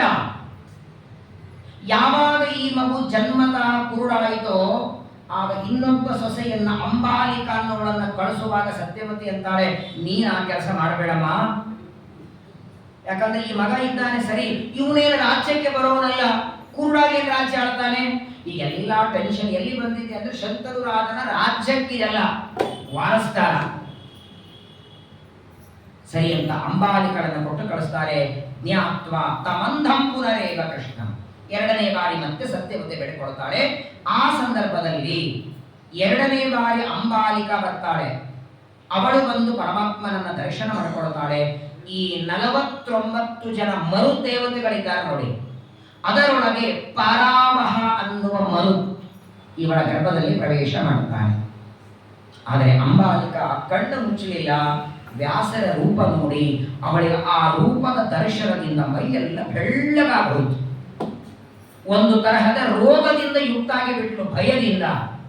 ಹಾಗಾಗಿ 2ನೇ ಮಗ ಪಾಂಡು ರೋಗದಿಂದ ಹುಟ್ಟಿದ, ಮೈಯೆಲ್ಲ ಬೆಳ್ಳಗಾಯಿತು. ಹೆಸರು ಪಾಂಡು ಅಂತ ಇಟ್ಟರವನನ್ನು. ಪರಾವಹ ಅನ್ನುವ ಮರುತ್ತು ಪಾಂಡುರಾಜನಲ್ಲಿ ಪ್ರವೇಶ ಮಾಡಿ ಬರ್ತಾನೆ. ನೋಡಿ, ಒಂದು ಮಾತು ಮಧ್ವಾಚಾರ್ಯ ಹೇಳ್ತಾರೆ, ಧೃತರಾಷ್ಟ್ರನು ಸಾಮಾನ್ಯ ವ್ಯಕ್ತಿಯಲ್ಲ. ಯಾರಿಗೆ ಧೃತರಾಷ್ಟ್ರ ಅಂದ್ರೆ ಆಚಾರ್ಯರಂತಾರೆ, ಅಭೂಚ್ಯತಸ್ಯಾಂ ಧೃತರಾಷ್ಟ್ರ ನಾಮಕಃ ಗಂಧರ್ವರ ಪವನಾವೇಶಯುಕ್ತ. ಗಂಧರ್ವರಲ್ಲಿ ಇಬ್ಬರಿದ್ದಾರೆ, ಮನುಷ್ಯ ಗಂಧರ್ವರು, ದೇವಗಂಧರ್ವರು. ದೇವಗಂಧರ್ವರಲ್ಲಿ ಒಬ್ಬ ಗಂಧರ್ವ ವಾಯುದೇವರ ಆವೇಶದಿಂದ ಧೃತರಾಷ್ಟ್ರನಾಗಿ ಹುಟ್ಟಿದ್ದ. ಧೃತರಾಷ್ಟ್ರನೊಳಗೂ ವಾಯುದೇವರ ಆವೇಶ ಇತ್ತು ಅಂತಾರೆ ಮಧ್ವಾಚಾರ್ಯರು. ಪರಾವಹ ಅನ್ನುವ ಮರುತ್ತು ಪಾಂಡುರಾಜನಾಗಿ ಅವನಲ್ಲಿಯೂ ವಾಯುದೇವರ ಆವೇಶ. ಮೊದಲನೇ ಮಗ ಕುರುಡಾದ, ಎರಡನೇ ಮಗ ಪಾಂಡುರೋಗದಿಂದ ಹುಟ್ಟಿದ. ಇವರಿಬ್ಬರು ರಾಜ್ಯಕ್ಕೆ ಯೋಗ್ಯರಲ್ಲ ಅನ್ನೋ ಸತ್ಯವತಿ. ಇಬ್ಬರು ಸೊಸೆಂದ್ರಿಗೆ ಕೇಳ್ತಾರೆ, ಯಾಕೆ ಹಿಂಗ್ ಮಾಡಿದ್ರೆ? ವೇದವ್ಯಾಸ ದೇವರ ರೂಪ ನೋಡಿ ಯಾಕೆ ನೀವು ಭಯ ಪಟ್ರೆ? ಒಂದು ಕೆಲಸ ಮಾಡಿ, ಈಗ ಮೂರನೇ ಸಲ ಇಬ್ರು ಹೋಗ್ರಿ ಅಂದ್ರು. ಮೊದಲನೇ ಸಲ ಒಬ್ಬೊಬ್ಬರಾಗಿ ಹೋಗಿದ್ರಲ್ಲ, ಈಗ ಇಬ್ರು ಏಕಕಾಲಕ್ಕೆ ಹೋಗಿ ವ್ಯಾಸರ ದರ್ಶನ ಮಾಡ್ಕೊಳ್ಳಿ ಅಂತ ಹೇಳಿ ಅವಳು ಹೋದ್ಲಂತೆ. ಇವರಿಬ್ರು ವಿಚಾರ ಮಾಡಿದ್ರು, ಹೆಂಗೋ ನಮ್ಮ ದಬ್ಬಲಿಕ್ಕೆ ಅತ್ತೆ ಅಂತೂ ಇಲ್ಲ ಸತ್ಯವತಿ, ನಾವು ಯಾರನ್ನಾದ್ರೂ ಕಳಿಸಬಹುದು ಅಂತ ಮೂರನೇ ಬಾರಿ ತಾವಿಬ್ಬರೂ ಹೋಗದೆ ಮನೆಯ ಕೆಲಸ ಮಾಡುವ ದಾಸಿಗೆ ಹೇಳ್ತಾ, ನೀನು ಹೋಗೊಳಗೆ. ಅವಳು ಹೋಗ್ತಾಳೆ ಪಾಪ. ಆ ಮನೆ ಕೆಲಸ ಮಾಡುವ ದಾಸಿ ಬೆಳಗ್ಗೆ ಹೋಗ್ತಾಳೆ, ಪರಮಾತ್ಮನ ದರ್ಶನ ಮಾಡಿಕೊಳ್ತಾಳೆ. ಪರಮಾನಂದ ಆಯಿತು. ಆ ದಾಸಿಯಲ್ಲಿ ಸಾಕ್ಷಾತ್ ಯಮಧರ್ಮ ದೇವರು ಮಗನಾಗಿ ಹುಟ್ಟಿ ಬರ್ತಾರೆ, ವಿದುರ. 3 ಜನ ಮಕ್ಕಳು, ಧೃತರಾಷ್ಟ್ರ, ಪಾಂಡು, ವಿದುರ. ವೇದವ್ಯಾಸ ದೇವರ ದರ್ಶನದಿಂದ ಅಂಬಿಕಾ, ಅಂಬಾಲಿಕ ಮನೆ ಕೆಲಸ ಮಾಡುವ ದಾಸಿ. ಆದರೆ ಮಧ್ಯದಲ್ಲಿ ಜನಮೇಜಯನಿಗೆ ಒಂದು ಪ್ರಶ್ನೆ ಬಂತು. ವೈಶಂಪಾಯನಿಗೆ ಕೇಳ್ತಾನೆ, ಅಲ್ಲ ಸ್ವಾಮಿ, ಪರಾವಹ ಅನ್ನೋ ಮರುತ್ತು ಪಾಂಡುನಾಗಿ ಹುಟ್ಟಿದ ಅಂದ್ರಿ, ಒಬ್ಬ ಗಂಧರ್ವ ವಾಯುದೇವರಾವೇಶದಿಂದ ಧೃತರಾಷ್ಟ್ರ ಆದ ಅಂದ್ರಿ, ಎರಡೂ ಸರಿ. ಸಾಕ್ಷಾತ್ ಯಮಧರ್ಮ ದೇವರು ಶೂದ್ರನಾಗಿ ಬಂದ್ರು ಅಂದ್ರಲ್ಲ, ಅದು ದಾಸಿ ಮಗನಾಗಿ. ನೋಡಿದ್ರೆ ತಾರತಮ್ಯದೊಳಗೆ ಯಮಧರ್ಮ ಎಷ್ಟು ದೊಡ್ಡ ದೇವತೆ, ಶೂದ್ರ ಆಗಲಿಕ್ಕೆ ಕಾರಣ ಏನು ಅಂತ ಜನಮೇಜಯ ಪ್ರಶ್ನೆ ಕೇಳ್ತಾನೆ. ಶಬ್ದ ಆವಾಗ ವೈಶಂಪಾಯನಂತಾರೆ, 8 ಗಂಟೆ ಆಗ್ತಿದೆಯಲ್ಲೋ ಜನಮೇಜಯ, ನಿನಗೆ ಕೇಳುವ ಅಪೇಕ್ಷೆ ಬಹಳ ಇದೆ ಮಹಾಭಾರತ, ಆದರೆ ಟೈಮ್ ಕೊಟ್ಟದ್ದೇ 1 ವಾರ. ಆ 1 ವಾರದಲ್ಲಿಯೂ ಹಿಂಗಾಗಿ ಏಕಾದಶಿಯಾಗಿ ದಶಮಿಯಾಗಿ ಹಿಂಗೇನೋ ಆಗುತ್ತೆ. ನಾಳೆ ಮಂಗಳಲ್ಲ, ನಾಳಿಗೆ ಆದಿ ಪರ್ವದ ಮಂಗಳ ಇದೆ ನೋಡಿ. ಆದಿ ಪರ್ವದಲ್ಲಿ ಇದು ಹೇಳಬೇಕಾದದ್ದು ಬಹಳ ಇದೆ. ಕೆಲವರ ಜನ್ಮ ಆದ ತಿಳಿಬೇಕು. ದ್ರೋಣಾಚಾರ್ಯರು ಹುಟ್ಟಿದ್ದು, ಇನ್ನು ಮುಂದೆ ಭರದ್ವಾಜರು ಹುಟ್ಟಿದ್ದು, ಕೆಲವೊಂದು ಮಹತ್ವದ ಕಥೆಗಳನ್ನು ಕೇಳಬೇಕಾಗಿದೆ. ನಾಳಿಗೆ ಆದಿ ಪರ್ವದ ಮಂಗಳ ಇದೆ. ಆದರೂ ವೈಶಂಪಾಯನರು ಜನಮೇಜಯನಿಗೆ ತಿಳಿಸ್ತಾರೆ. ಯಾಕೆ ಅಂದರೆ ಕಾರಣ ನಿಮಗೆಲ್ಲ ಗೊತ್ತಿದೆ. ಮಾಂಡವ್ಯ ಋಷಿಗಳ ಶಾಪದಿಂದ ಯಮಧರ್ಮ ದೇವರು ಶೂದ್ರನಾಗಿ ದಾಸಿಯ ಜನ್ಮದಲ್ಲಿ ಬಂದರು. ಈ ಮಾಂಡವ್ಯರ ಕಥೆ ತುಂಬಾ ವಿಸ್ತಾರ ಇದೆ. ಮಾಂಡವ್ಯರು ಯಮಧರ್ಮನಿಗೆ ಯಾಕೆ ಶಾಪ ಕೊಟ್ಟಿದ್ರು? ಏನ್ ತಪ್ಪು ಮಾಡಿದ? ಮಹಾಭಾರತ ಕಥೆಯಲ್ಲಿ ಒಂಥರ ಬರ್ತದೆ. ಏನಾಗಿತ್ತಂದ್ರೆ, ಒಬ್ಬ ರಾಜನ ರಾಜ್ಯದೊಳಗೆ ಕಳ್ಳತನ ಆಗಿತ್ತು. ಕಳ್ಳರು ಸಂಪತ್ತು ತಗೊಂಡು ಓಡಿ ಹೋಗ್ತಿದ್ರು, ರಾಜನ ಸಂಪತ್ತು. ನದಿ ದಂಡೆಯಲ್ಲಿ ಮಾಂಡವ್ಯರು ಜಪ ಮಾಡ್ತಾ ಕೂತಿದ್ರು. ಹಿಂದಿನಿಂದ ರಾಜಭಟರು ಓಡಿ ಬರ್ತಿದ್ರು ಕಳ್ಳರನ್ನ ಹಿಡಿಬೇಕು ಅಂತ. ಅವ್ರು ಏನ್ ಮಾಡಿಬಿಟ್ರು, ಕಳ್ಳರು ಎಲ್ಲಿ ಮಾಂಡವ್ಯರು ಜಪ ಮಾಡುತ್ತಿದ್ರು ಅಲ್ಲೇ ಸಂಪತ್ತು ಒಗದು ಓಡೋಗಿಬಿಟ್ರು. ಹಿಂದಿನಿಂದ ಬಂದ ರಾಜಭಟರು ಇವರೇ ಕಳ್ಳ ಅನ್ಕೊಂಡು, ಇವ್ರು ಏನು ಗೊತ್ತಿಲ್ಲ ಅದ್ರ ಬಗ್ಗೆ. ತಮ್ಮಷ್ಟಕ್ಕೆ ತಾವು ಜಪ ಮಾಡುವಂತಹ ಮಾಂಡವ್ಯರಿಗೆ ಇವರೇ ಕಳ್ಳರು ಅಂತ ಅವರು ಕೈ ಕಾಲಿಗೆ ಹಗ್ಗ ಕಟ್ಟಿ ಕರ್ಕೊಂಡು ಹೋಗ್ಬಿಟ್ರೆ ಅಂತ ರಾಜನ ಹತ್ರ. ಸ್ವಾಮಿ, ಇವರೇ ನೋಡ್ರಿ ಕಳ್ಳತನ ಮಾಡಿದವರು ಅಂತ. ರಾಜ ಶೂಲಿಗೆ ಏರಿಸಿ ಅಂದುಬಿಟ್ಟ, ವಿಚಾರ ಮಾಡಲಿಲ್ಲ. ಶೂಲಿಗೆ ಏರಿಸ್ತಾರೆ, ಇವರನ್ನ ಯಮಲೋಕಕ್ಕೆ ಕಳಿಸ್ಬೇಕು ಅಂದಾಕ್ಷಣ ಆ ಸಂದರ್ಭದಲ್ಲಿ ಯಮದೇವರು ಇವರಿಗೆ ದಂಡ ಕೊಡೋದಕ್ಕಾಗಿ ಬಂದ ಅಂತೆ. ಆಗ ಮಾಂಡವ್ಯರು ಕೇಳ್ತಾರೆ, ನಂದೇನು ತಪ್ಪು, ಯಾಕೆ ಬಂದಿ ನೀನು? ವಾಸ್ತವಿಕವಾಗಿ ಈ ಕಥೆ ಸ್ವಲ್ಪ ನಿಮ್ಗೆ ಗೊಂದಲ ಆಗುತ್ತೆ. ಮಧ್ವಾಚಾರ್ಯ ಚೆನ್ನಾಗಿ ಹೇಳ್ತಾರೆ ನೋಡಿ. ವಾಸ್ತವಿಕವಾಗಿ ಮಾಂಡವ್ಯ ಋಷಿಗಳು ಕಳ್ಳತನ ಮಾಡದವರು ಅಲ್ಲ. ಮಾಂಡವ್ಯರನ್ನ ಶೂಲಕ್ಕೆ ಯಮದೇವರು ಏರಿಸ್ತಾರೆ, ಈ ರಾಜನ ಸೇವಕರಲ್ಲ. ಇವ್ರು ಬರೀ ನಿಮಿತ್ತ. ಏನ್ ಮಾಡ್ತಾರೆ, ಈ ಶೂಲ ಅಂತ ಕುತ್ತಿಗೆಗೆ ಹಾಕ್ತಾರೆ ನೋಡಿ. ನೋಡ್ರಿ, ನೀವೇನು ಹಾಕಿಲ್ಲ, ಗೊತ್ತಿರತ್ತಲ್ಲ ನಿಮಗೆ. ಶೂಲ ಅಂತ ಹಾಕ್ತಾರೆ ಕುತ್ತಿಗೆಗೆ. ಮೊದಲು ಹಾಕಿದ್ದಾರೆ ಮಾಂಡವ್ಯರಿಗೆ. ಆಗ ನಿಜವಾದ ಕಳ್ಳರು ಬಂದರು. ರಾಜಭಟರ ಹತ್ರ, ಸ್ವಾಮಿ, ಇವ್ರು ಕಳ್ಳತನ ಮಾಡಿದ್ದಲ್ಲ, ಇವರು ತಪ್ಪು, ಇವರನ್ನ ಕರ್ಕೊಂಡು ಬಂದೀವಿ, ಹಾಗಾದ್ರೆ ಕೆಳಗೆ ಇಳಿಸ್ರಿ ಅವರನ್ನ. ಇಳಿಸ್ಬೇಕಾದ್ರೆ ಅದೇನು ಶೂಲ ಹಾಕಿದ್ರಲ್ಲ, ಅದು ತೆಗೀತಾರೆ, ಬರಲೇ ಇಲ್ಲ, ಕುತ್ತಿಗೆಗೆ ಹಾಕಿದ್ದು. ರಾಜ ಅಂತಾನೆ, ಅವ್ರಿಗೇನು ಮನೆಗೆ ಹೆಂಗೆ ಕಳಿಸ್ತೀರಾ? ಶೂಲ ಸಹಿತವಾಗಿ ಬೈಬಲ್ ಕೆಟ್ಟವಲ್ರಿ, ತೆಗಿಲೇಬೇಕಲ್ಲ ಅದು ಶೂಲ. ರಾಜಭಟರಂತಾರ ಸ್ವಾಮಿ ಬರ್ತಾ ಇಲ್ಲ, ಹಾಗಾದ್ರೆ ಅರ್ಧ ಕತ್ತರಿಸ್ಬಿಡ್ರಿ ಎಂದ್ರು. ಆ ಶೂಲವನ್ನ ಅರ್ಧ ಕತ್ತರಿಸ್ತಾರೆ, ಅರ್ಧ ಕೆಳಗುಳಿತು, ಅರ್ಧ ಕುತ್ತಿಗೆಗೆ ಅಂಟಿಕೊಳ್ತು. ಅವತ್ತಿನಿಂದ ಅಣಿ ಮಾಂಡವ್ಯ ಅಂದ್ರವು. ಇದು ಅಣಿಯಾಗಿ ಉಳಿತು ಒಳಗೆ. ಮೊದಲು ಬರೇ ಮಾಂಡವ್ಯ ಅಂತ ಹೆಸರು, ಕುತ್ತಿಗೆಯಲ್ಲಿ ಶೂಲ ಉಳಿದದ್ದಕ್ಕೆ ಅಣಿ ಮಾಂಡವ್ಯರು. ಯಮದೇವರು ಕೇಳಿದ್ರಂತೆ, ಏನ್ ತಪ್ಪಿ ನನ್ನಲ್ಲಿ ಏರಿಸಿದೆ ಅಂತ. ಯಮದೇವರಂತ ಏನಿಲ್ಲ ಸ್ವಾಮಿ, ಒಂದಿನ ನಡೀತಾ ಇರೋದು ಇರುವೆಯನ್ನು ತುಳಿದಿದ್ರೆ ಅದಕ್ಕೆ ನಿಮ್ಮನ್ನು ಮಾಡೀನಿ ಅಂದ್ರು. ಇರುವೆ ತುಳಿದದ್ದಕ್ಕೆ ನನಗೆ ಶೂಲ ಏರಿಸಿದ್ಯಾ? ವೈಶ್ವರ್ಯ ಮಾಡಿದ್ರೆ ಪಂಚಸೂನ ದೋಷ ಪರಿಹಾರಾರ್ಥ ಅಂತಿಮ ಇಲ್ಲ. ಇರುವೆಯನ್ನು ಕೊಂದ ಪಾಪ ವೈಶ್ವದಿಗದಲ್ಲಿ ಹೋಗುತ್ತೆ, ನನಗೆ ಹೆಂಗೆ ಏರಿಸಿದೆ, ಅದಕ್ಕೆ ನೀ ಶೂದ್ರಾಗು ಅಂತ ಯಮಧರ್ಮನಿಗೆ ಶಾಪ ಕೊಡ್ತಾರೆ. ಆದರೆ ಮಧ್ವಾಚಾರ್ಯ ಸರಿಯಾದ ಕಾರಣ ಕೊಡ್ತಾರೆ. ಮಾಂಡವ್ಯ ಋಷಿಗಳಿಗೆ ಶೂಲಕ್ಕೆ ಏರಿಸುವ ದೊಡ್ಡ ತಪ್ಪೇನು ಅಂದ್ರೆ, ಅವರು ವಸಿಷ್ಠರಿಗೆ ಸಮಾನ ಆಗಬೇಕು ಅಂತ ತಪಸ್ಸು ಮಾಡ್ತಿದ್ರು. ವಸಿಷ್ಠ ಸಾಮ್ಯಂತರ ನಿಚ್ಚಮ, ಎಂದಿಗೂ ನಮಗಿಂತ ಯೋಗ್ಯತೆಗೆ ಮೀರಿದ್ದನ್ನ ನಾವು ಬೇಡಿದರೆ ಅಧಪತನ ನಿಶ್ಚಿತ. ಆ ಮಾಂಡವ್ಯರ ಶಾಪದಿಂದ ವಿದುರಾಗಿ ಹುಟ್ಟಿ ಬರ್ತಾರೆ. ಪಾಂಡು ಧೃತರಾಷ್ಟ್ರ, ಪಾಂಡು ವಿದುರ, ಹೀಗೆ ವ್ಯಾಸರಿಂದ ಹುಟ್ಟಿ ಬರ್ತಾರೆ. ಇವರ ಮಕ್ಕಳು, ಇವರ ಮದುವೆ, ಮುಂದೆ ಅನೇಕ ಜನ ಸಂತಾನ ಹೇಳ್ತಾರೆ. ನಾಳಿಗೆ ಆದಿಪರ್ವದ ಕೊನೆ ಭಾಗ, ಕೆಲವು ಭಾಗಗಳನ್ನು ತಿಳಿದು ಆದಿಪರ್ವದ ಸಮಾಪ್ತಿಯನ್ನು ಮಾಡಿ ಅದರ ನಂತರ ಸಭಾಪರ್ವ. ಒಟ್ಟಾರೆ 18 ಪರ್ವಗಳು.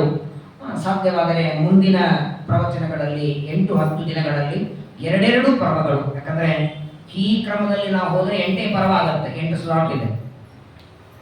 ಕುರುಕ್ಷೇತ್ರ ಹೋಗೋದ್ರೊಳಗಾಗಿ ಮಂಗಳಾಗಬೇಕು. 2 ಪರ್ವಗಳನ್ನು ಒಂದೊಂದು ಭಾಗದಲ್ಲಿ ಮುಗಿಸಿ ಕೊನೆ 2 ಪರ್ವ ವಿಶೇಷ. ಹೆಂಗೆ ಏಕಾದಶ ದ್ವಾದಶ ಸ್ಕಂದಗಳನ್ನು ನಿಮಿಷಗಳಲ್ಲಿ ಕೇಳಿದ್ವಲ್ಲ, ಹಂಗೆ ಒಂದು ಶಾಂತಿ ಪರ್ವ, ಅನುಶಾಸನ ಪರ್ವ, 2 ಪರ್ವಗಳನ್ನು ಕುರುಕ್ಷೇತ್ರದಲ್ಲಿ ಶ್ರವಣ ಮಾಡೋ ಹಾಗೆ ಇಟ್ಟು ಉಳಿದದೆಲ್ಲ ಇಲ್ಲಿ ಶ್ರವಣ ಮಾಡಿ ಅದನ್ನು ಪರಮಾತ್ಮನಿಗೆ ಸಮರ್ಪಣೆ ಮಾಡೋಣ. ನಾಳಿಗೆ ಆದಿಪರ್ವದ ಕೊನೆ ಭಾಗವನ್ನು ಶ್ರವಣ ಮಾಡಿ ಇದರ ಮಂಗಲ ಮಹೋತ್ಸವ ನಾಳಿಗೆ ಮಾಡೋಣ.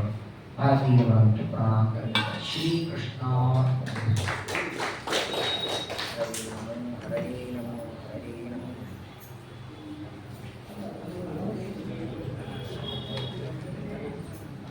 ಓದ್ತೀರಾ? ಓದ್ಲೇ